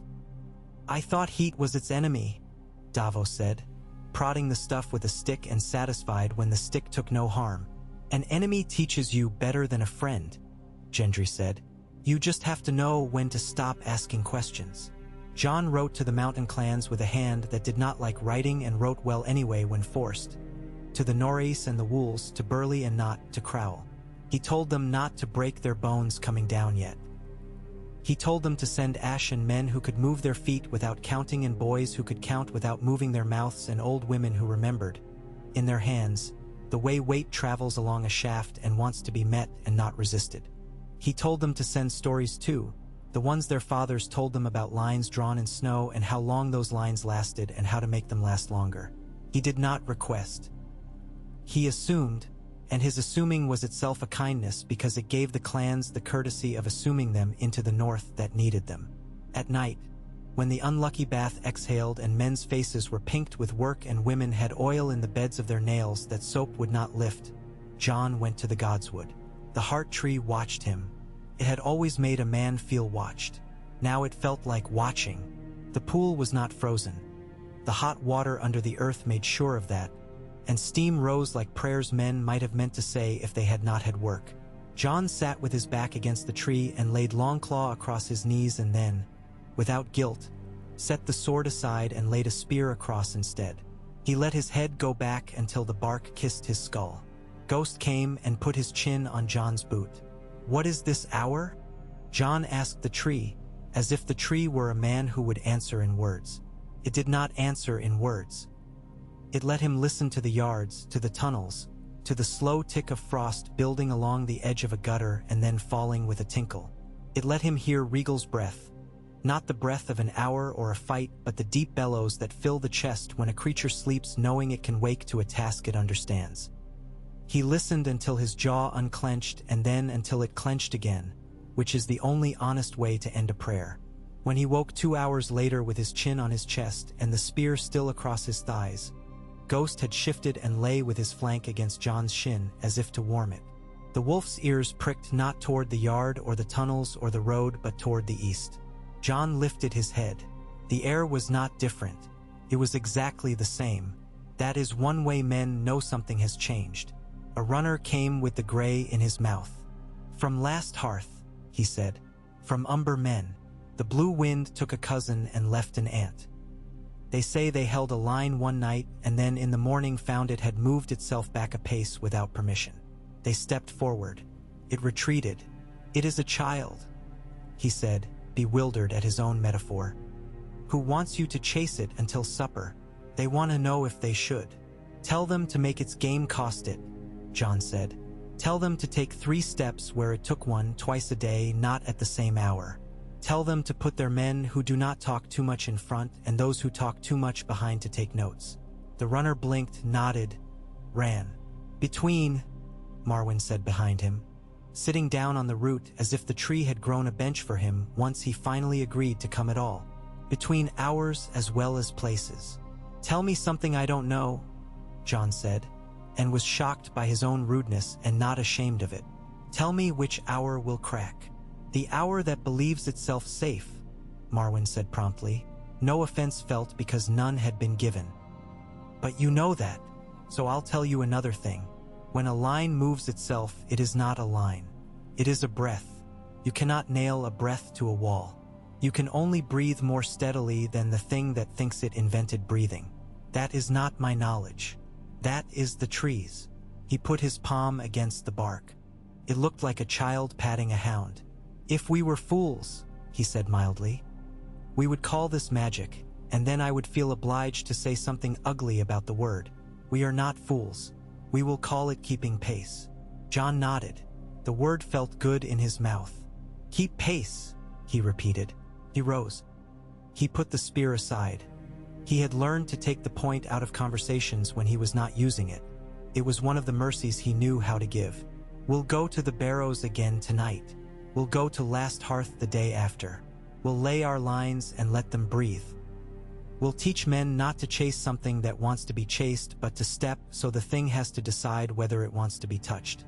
Gendry will make another 20 by nightfall," he added, surprising himself with the confidence in his voice. "Gendry will make 15, Marwyn corrected him without malice. "The last 5 will be the next morning, so that he can pretend he kept his promise to himself, and you can pretend you forgive him." Jon almost smiled. "You are not a man to take to a feast." "I am not a man," Marwyn said gravely. "To take to a lie." They went again. They did not always find the tall ones. Sometimes the blue lay flat and passive as a cat that will not move because its dignity will be harmed by being asked.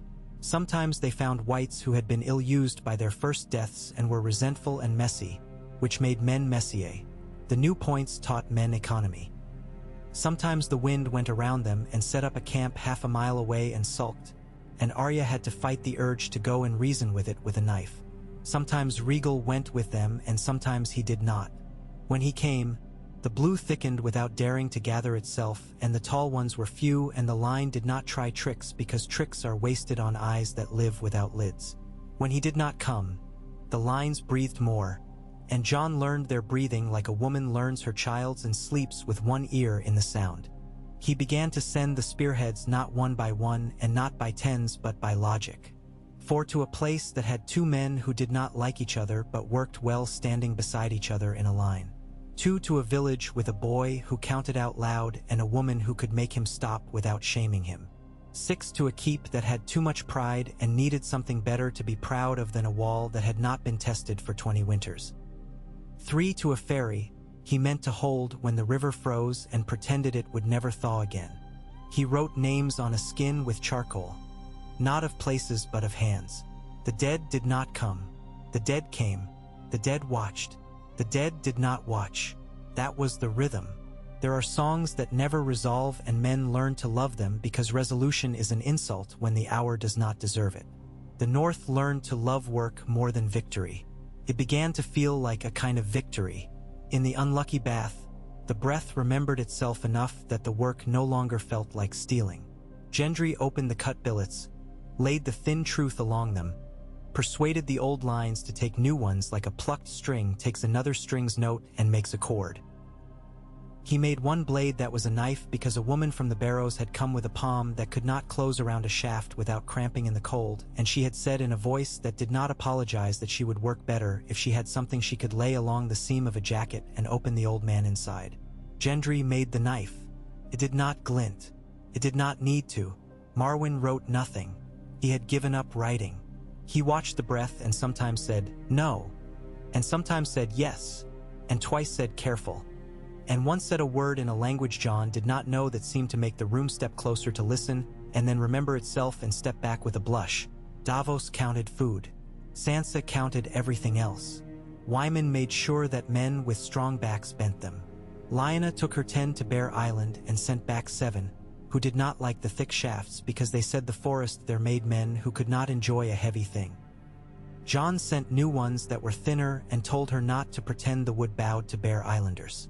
She sent a rude note back and a barrel of smoked fish.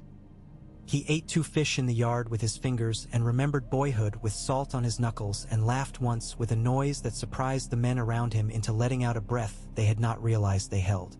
One night, the blue wind came into Winterfell. It did not come with a shout. Came like hesitation. The torches in the yard lowered themselves as if ashamed of their own willingness to be seen. Men found they needed to swallow more often. Women who were braiding leather found the leather would not quite take the shape it had agreed to for 3 days. Regal lifted his head and made the sound a dog makes when a fox walks near a coop. Not rage, not even a warning, just an inconvenient statement of fact. Jon went to the wall that looks down over the south yard. The wind touched his face and made it stiffen as if it were less face and more mask. He felt the stubborn opposite of fear, the feeling that has carried men down corridors they knew contained bad things and made them glad of it. He lifted his hand without realizing, and he was a boy again, standing in the Godswood with snow on his shoulders, listening for the first time to the way Winterfell speaks when it wants you to decide whether you are ready to be the sort of man who will test a door. He turned his palm so the wind could see it. "Count me," he said. "Count us." It did. He felt the way a tally is made along bone. He did not mind it. Felt oddly polite. It receded. The torches stood up straighter. The leather made a new sound that was the old sound. Men spat, more from the reflex that says spit now and say you were just clearing your throat later. Women breathed into their hands and smiled into their palms and went on. "Between," Marwyn said again at his shoulder. He was getting boring about the word, but it did not matter because the word had not become boring. "How long can you hold a between, Jon Snow?" "Until someone else calls the hour," Jon said. His teeth ached. He tried not to clench them. "Until it is me." Marwyn's mouth pulled.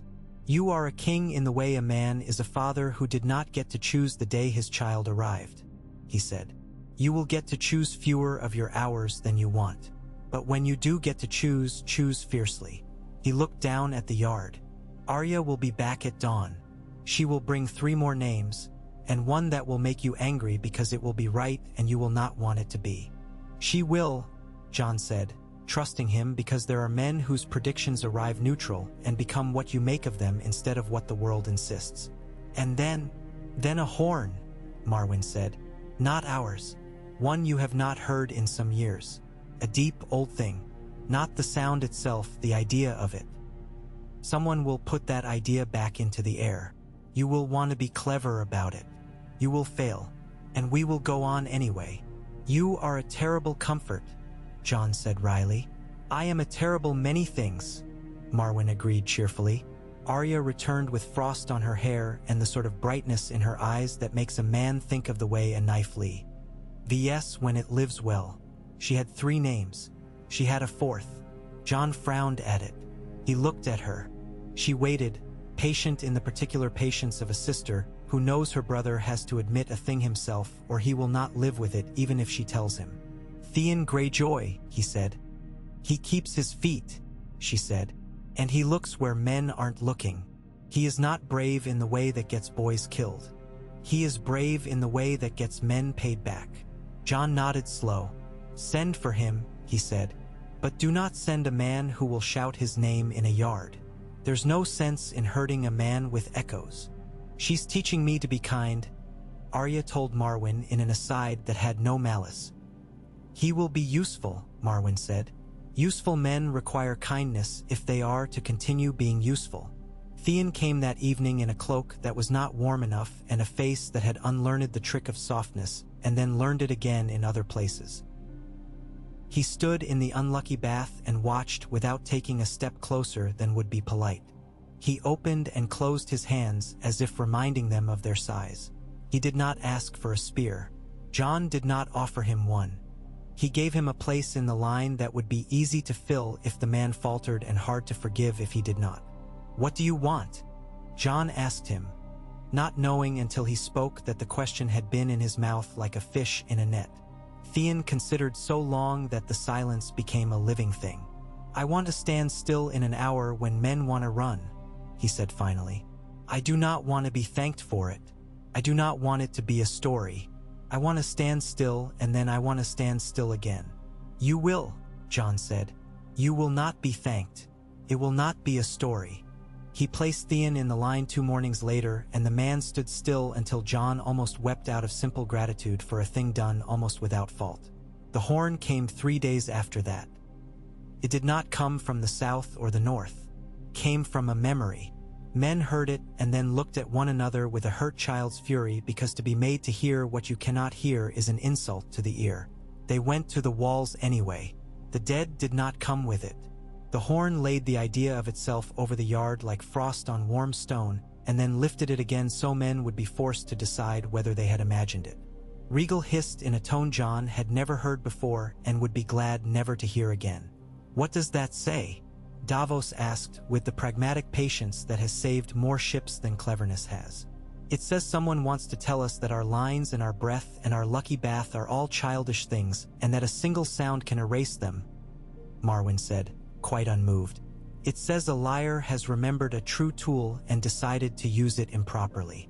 It says we will be forced to learn a new skill."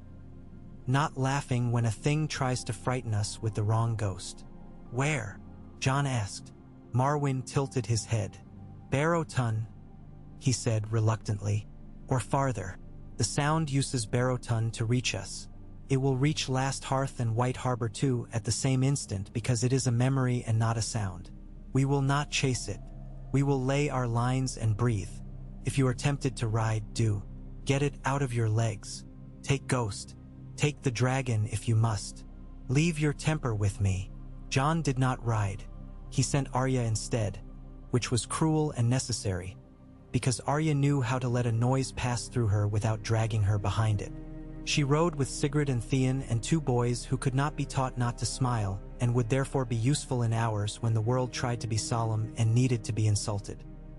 She returned at dusk with an account of men in Barrowton who had been made to drop their spears and then been ashamed of having picked them up when the next breath asked them to because their arms shook and there was no enemy to put in a mouth. It was a man, she said. Not our man. Not their man. A man with a horn and a mask of ice sewn to his face with gut. He blew the horn only once. It did the work. He died soon after of being an idiot. She looked pleased in the neatness. We did not have to kill him. The dead had put their coin on him to do a thing, and when he had done it, they felt free to collect. People think they are safe even from their own masters when they do what they are told. They are wrong. We will not make that mistake, Sansa said. She had no ledger out. She did not need it for this kind of arithmetic. We will put no coin on men to do tricks with sound. We will feed men who hold a line when there is no one in front of them. We will teach them to like that work better than they like running. John wanted to laugh and did not. The North is a dull husband, he said. We will be a dull wife. We will make soups and mend hems. We will lay wood properly and bank coals and make sure the chimney draws. We will bore the dead to pieces. Let them twirl while we stand, Arya said. Let them make their grand gestures and count their fingers while we count our feet. And they did. The hours made a rope. The rope was laid over the days. Winter put its hand on that rope and pulled, and sometimes the rope sang, and sometimes it only stretched, and sometimes men wondered if it would break, and then it did not. Regal hunted along the white knife and came back with white on the edges of his teeth. Ghost vanished for a day and returned with stag fat ice stiff in his fur, and a smell on him of a place John did not know and did not need to. Sigrid married a man by standing with him 3 lines deep twice and then putting her hand on his spear as if it were a wedding ring. Mara taught a boy who had cried on the first day to make a sound with his mouth that was not crying and not laughter and not a word but a useful shape to fit between a breath and a shove. Theon stood and then stood again, and then, when a wight in the shape of a girl of 16 came up with fingers twitching and a mouth that did not know what to do with itself, he whispered a sorry and put the spear through her name. Letters came from Bear Island with rude jokes and requests that were actually orders dressed in furs. Letters came from Deepwood with fish scales ground into the wax because someone had sealed it with fingers they had not cleaned and had not thought to. Letters came from White Harbor with numbers and pride and the smell of onion. Always onion. Letters from Last Hearth were clean, short, angry, and correct. John read all of them with the attention a man gives a fire in his house. Not because he loves watching fire, but because he has decided he will be the sort of man who does not let his house burn. One late afternoon, when the light had flattened to the color of tin and everyone had accepted that would be the color of the world until supper, Arya came into the unlucky bath and laid a hand on Gendry's shoulder. He flinched, then grinned, and the grin made him look his true age for a frayed moment. "You've worked enough," she said. "I haven't," he said. "You haven't," she agreed. "Work anyway." She did not take her hand off his shoulder. She looked at the pan. "It amazes me that we can lay old truths along new wood and not break the wood's heart." "It amazes me," he admitted. "But the wood wants to be something. It doesn't mind what, if you ask kindly." She looked at him a long moment and then left, her mouth doing something complicated that meant a day would come when she would ask him something he would not understand until after he had already said yes. John found a moment to go to the crypts finally. He took no candle. He took a spearhead wrapped in cloth and long claw and his breath. The kings watched him. The stones were damp in the way of stone that is taking its time dying. He stopped before his father's carven face and tried to place the sternness in the eyes and the kindness in the mouth in the same person, as he had done when he was a boy and had found both and not known which to look at. He did not kneel. He set the wrapped bundle on the stone fingers and set his palm lightly atop it. "I'm laying old breath over new wood," he said. "I'm asking men to stand still. I'm asking men to be bored. I'm asking a girl to teach them how to watch their feet. I'm making a dragon breathe where women wash their hair. I'm letting a mage I don't like be right. I'm letting a smuggler count my food." He closed his eyes. "I do not know if this is the right war. It is the only one that has agreed to be fought." He exhaled. "Between," he said, not to be poetic, simply because the word had made itself useful and it seemed discourteous not to feed it. He did not take the bundle away. He left the wrapped spearhead in that stone hand. When he came back the next day to take it, to set it in a shaft and pass it into the world, he found the wrappings were dry where the crypts are never dry and the steel was colder than cold can be, and when he blew on it, it took the warmth as if remembering a story it had loved as a child and had not been told for a long time. He put that one into Theon's spear himself. The winter worked at the rope. The rope held. The dead counted. The living counted out loud, and then, when the counting grew old, they counted in their heads and then in their hands, and then they stopped counting because it had become the way they breathed. There were fights that will be told later like songs and fights that will not. There was one at the ferry where a line of women who had done nothing all their lives but carry buckets and curse husbands when those husbands deserved it kept a plank bridge from becoming a grave and killed no one and saved 20. There was one in a pasture at the edge of the rills where a boy named Steph tripped on his own courage and Mara threw her spear, threw it like a fisherman throws a net, with her whole shoulder, and the point took a thing in the spine that did not have a spine, and the dead laughed and then stopped laughing and learned to be quiet. There was one in the shadow of a tower that had never been finished because a lord had died at supper and no one had had the heart to lift the stones the next morning. The wind made a new song between the stones and Davos listened and then said, "No one stands there," and no one did, and the dead were cheated of one of their clever hours. News came from the south like the last words of a man who knows he will not be allowed to say any more. Cersei moved men on a board and called it courage. A Sellsword company changed its mind. The Riverlands were as they ever were. 10 lords pretending to be 4, for pretending to be 1, 1 pretending to be none. It did not matter. The north tugged its rope. The rope sang. Jon did not look south because he could not afford an additional horizon. He dreamed once more of the red river under rock. It was not red now. It was clear as melted glass. The figure on the far bank raised its hand, not a hand. It drew a line in the water. The line did not hold. Jon woke with the taste of clean sadness in his mouth and knew a thing that made him very angry and very calm. There would be a day when the dead stopped counting. They would choose. The between would end because the other side had decided it wanted a different kind of music. He could not stop that. He could only force the hour to arrive at the place he chose, when the breath was in his men and the points were in their sockets and the wood had learned what it liked. He rose in the dark that was really morning pretending to be night and went to the unlucky bath and put his hands against the warm stone. He went to the yard and looked at men asleep in their cloaks and felt overwhelming love, which is always embarrassing for a man who has to shout at those he loves and find fault with their stances.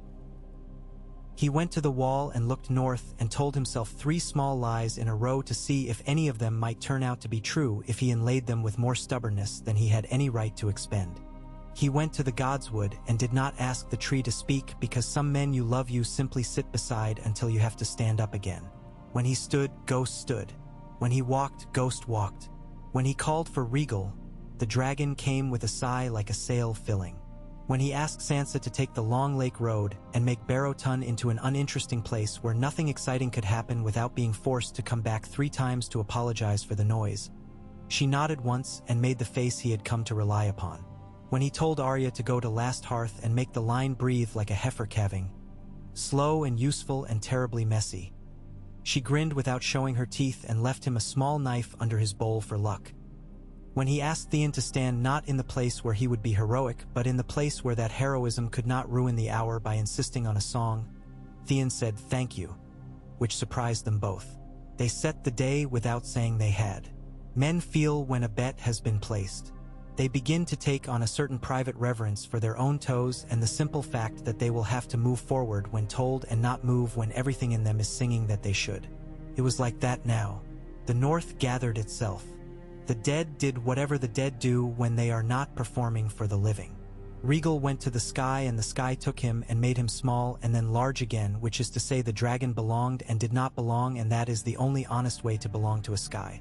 At the line beyond the barrows, the blue wind was very polite all morning. It let itself be counted. It moved back when asked. It stopped to make sure that men saw that it stopped, which is to say it was vain, and vanity is a comfort because it is predictable. In the afternoon, with the light getting the specific color that tells every animal in the world to check its den and make sure nothing is missing, the blue pressed forward and did not recede. Men felt the small shift the way a ship's crew feels the swell under a wind that has not yet stood up but will. They did not move. They let their heels become honest. The dead came in numbers and, more alarming, with less grace. They are less dangerous as a mess, John thought, and more dangerous, because a mess makes men reach for songs that will not save them. He walked the line once, down its length, speaking no words and saying everything. He set his palm against 2 shafts and then 3 more. He touched Mara's shoulder. He untwisted a boy named Steph's grip and then let go so the boy could be himself in his best version. He put Theon where the line might try to ripple, and only one man would keep it from becoming a wave, and that one man would. He left Sigrid where men looked at her when they were tempted to step out of the rank and were ashamed because she would not bother to scold them. She would simply push them back with the butt of her spear and then have better standing than they ever would. He took his place in the center because some lies are necessary and some customs are not lies. The tall ones came with no interest in courtesy. They drew no lines in the air. They brought weapons like thoughts you have in the last minute before sleep when you remember a sin and cannot apologize to anyone and therefore have to apologize to yourself. They did not go to the ends of the line to fray it. They went to the middle to pierce it. John let them. He lifted Morn and placed it at a height that says, I do not really want to be touched, and then he let himself be touched because that is how you touch in this world. His arms did not tire. The first walker overreached because it had spent too long counting. John made it short. The second did not overreach because it had watched a great many men learn to be careful and had not been embarrassed by needing to learn from them. It met his point and slid and found his shaft and made the ash whimper and then laugh. It shifted and the line shifted with it, not a retreat, a change in angle. Then Arya was there, not at his side, elsewhere, exactly where a very small thing makes a very large thing reconsider. And she put her point not in the obvious place, but in the place the obvious place needed in order to be obvious. The second walker folded in on itself with a long sigh that made men almond-eyed with relief they dared not show. The third did something new. It did not face them. Faced Regal. It lifted its weapon and made a small mark in the air the way boys draw on a wall with pebbles when a master's back is turned. Regal shrieked. He dropped a wing a fraction and then remembered himself and held. John did not look up. He could not afford to look up. He wanted to look up more than he has ever wanted anything. He did not. He felt the dragon's breath without dividing it into parts. He breathed. The third walker did not get a clean death. It got a clumsy one. Gendry would have hated it. There was a chip in the edge where a man scrubbed a little too hard and forgot that steel forgives better if you do not rub against the grain. It did not matter. The walker came apart and the line took a step forward and then another and then stopped because men who have learned a new grace should be allowed to enjoy it for one heartbeat before being told to practice it again. Blue cracked. There is no other verb. Cracked. The crack ran along the field and into the trees and into the bones of the old kings in their barrows and, perhaps, into the places where the dead keep their lists. John heard it in his teeth and in the little bones of his ears. He set his spear down and then lifted it again and began to laugh, a dry, crooked sound that Arya echoed and then bit back because sometimes laughter is a promise and you should not promise when you have not agreed to the price. They held for another hour. Then they stopped holding because holding had been sufficient and they were not greedy. They stepped back and walked to their own side and did not quicken their step when the line behind them breathed into itself and grew a fraction like a self-satisfied belly. They went back to Winterfell and did not tell stories. They ate and did not taste. They slept and woke and were the same men, which is not nothing. The next morning, the line had moved again. That was fine. They moved again. It became a custom. And in customs lie nations. Jon took Longclaw out less. He took a spear more. He did not apologize to the sword or the dead maker of it. He set Longclaw across stone when he needed to remind himself that some meanings are long and do not require repetition to remain true. He spoke less to men who delighted in speeches and more to men who preferred their words like nails, firm and few and in the right places. He wrote to the south less. He wrote to the east not at all. He wrote to Bear Island too much and stopped when Lyanna wrote back, "Less of this. Send points." In the unlucky bath, the breath was steady now. Gendry no longer cursed every 20 heartbeats. He cursed every 40. That was as good as asking a god for a blessing and receiving one. Marwyn had stopped saying between and had begun to say pace in the tone of a man accepting that his favorite word had been borrowed for the season and he would get it back later if he made himself useful now. Davos had given Sansa a new sheet for her ledger with columns that made sense to men who would be dead in winter if the numbers did not hold. Wyman had stopped walking the same 6 paces and found for more, which is the sort of information a historian will not record and that will keep a town from falling into a river during an ice break. They found time, once, for a small joy. It was one afternoon when a small boy from the kitchens brought a pot of stew and tripped and would have dumped it into the breath's mouth in Gendry, with a speed that would have told any woman who needed to know whether a man could catch a falling child, caught the pot with his left hand and lifted it as if it weighed nothing. The boy laughed with pure humiliation and then pure delight because to find out you will not be killed for an honest mistake when the world is full of dishonest ones is a relief that makes a body light for hours. Arya threw a crust of bread and it hit Gendry on the ear and he swore and everyone forgot for a single minute that they were living in an hour that was not made for forgetting. On a night that might have been the last night of the first part of winter if men had been allowed to divide their lives into parts. Jon stood on the southern wall and looked north because looking north had become the habit that steadied his bones. The mountains were not blue and not black. They had decided to be a different thing he did not have a word for. The sky was not low and not high. It had decided to be intimate and he accepted that because you cannot argue with the sky without making it childish. Ghost leaned against his knee and made a sound that was not a growl and not a purr and not nothing. Regal lay with his head on his forearms and his eyes half-lids in one ear, or whatever the word is for the curved cup of cartilage where dragon hears, turned toward Jon as if he would like to be asleep and cannot quite accept the condition. "Tomorrow," Jon said aloud. He tasted the word. It did not feel like a lie. "Tomorrow we'll take our step and we will not chase. We will let the line do the work of pride for us and we will do the work of patience for it, and between the two of us we will lay a table the dead will have to sit at whether they like the food or not." Ghost raised his head and yawned. Regal blew a long, soft breath through his nostrils and the white steam plumed outward and made a heraldry in the air and then faded. Somewhere, in the quiet, a raven thumped down on a windowsill that had been swept for it and left a message wrapped around its leg in the hand of a woman who had never learned to make her letters pretty and did not care. Jon did not read it then. He let the between hold him for another dozen heartbeats. He listened to the breath of Winterfell, the hot springs, the unlucky bath, the yards, and to the breath of the line beyond the barrows, which he had learned now like the breath of a sleeping child in the next room. He stood, he breathed, and he did not count. The counting would begin again at dawn.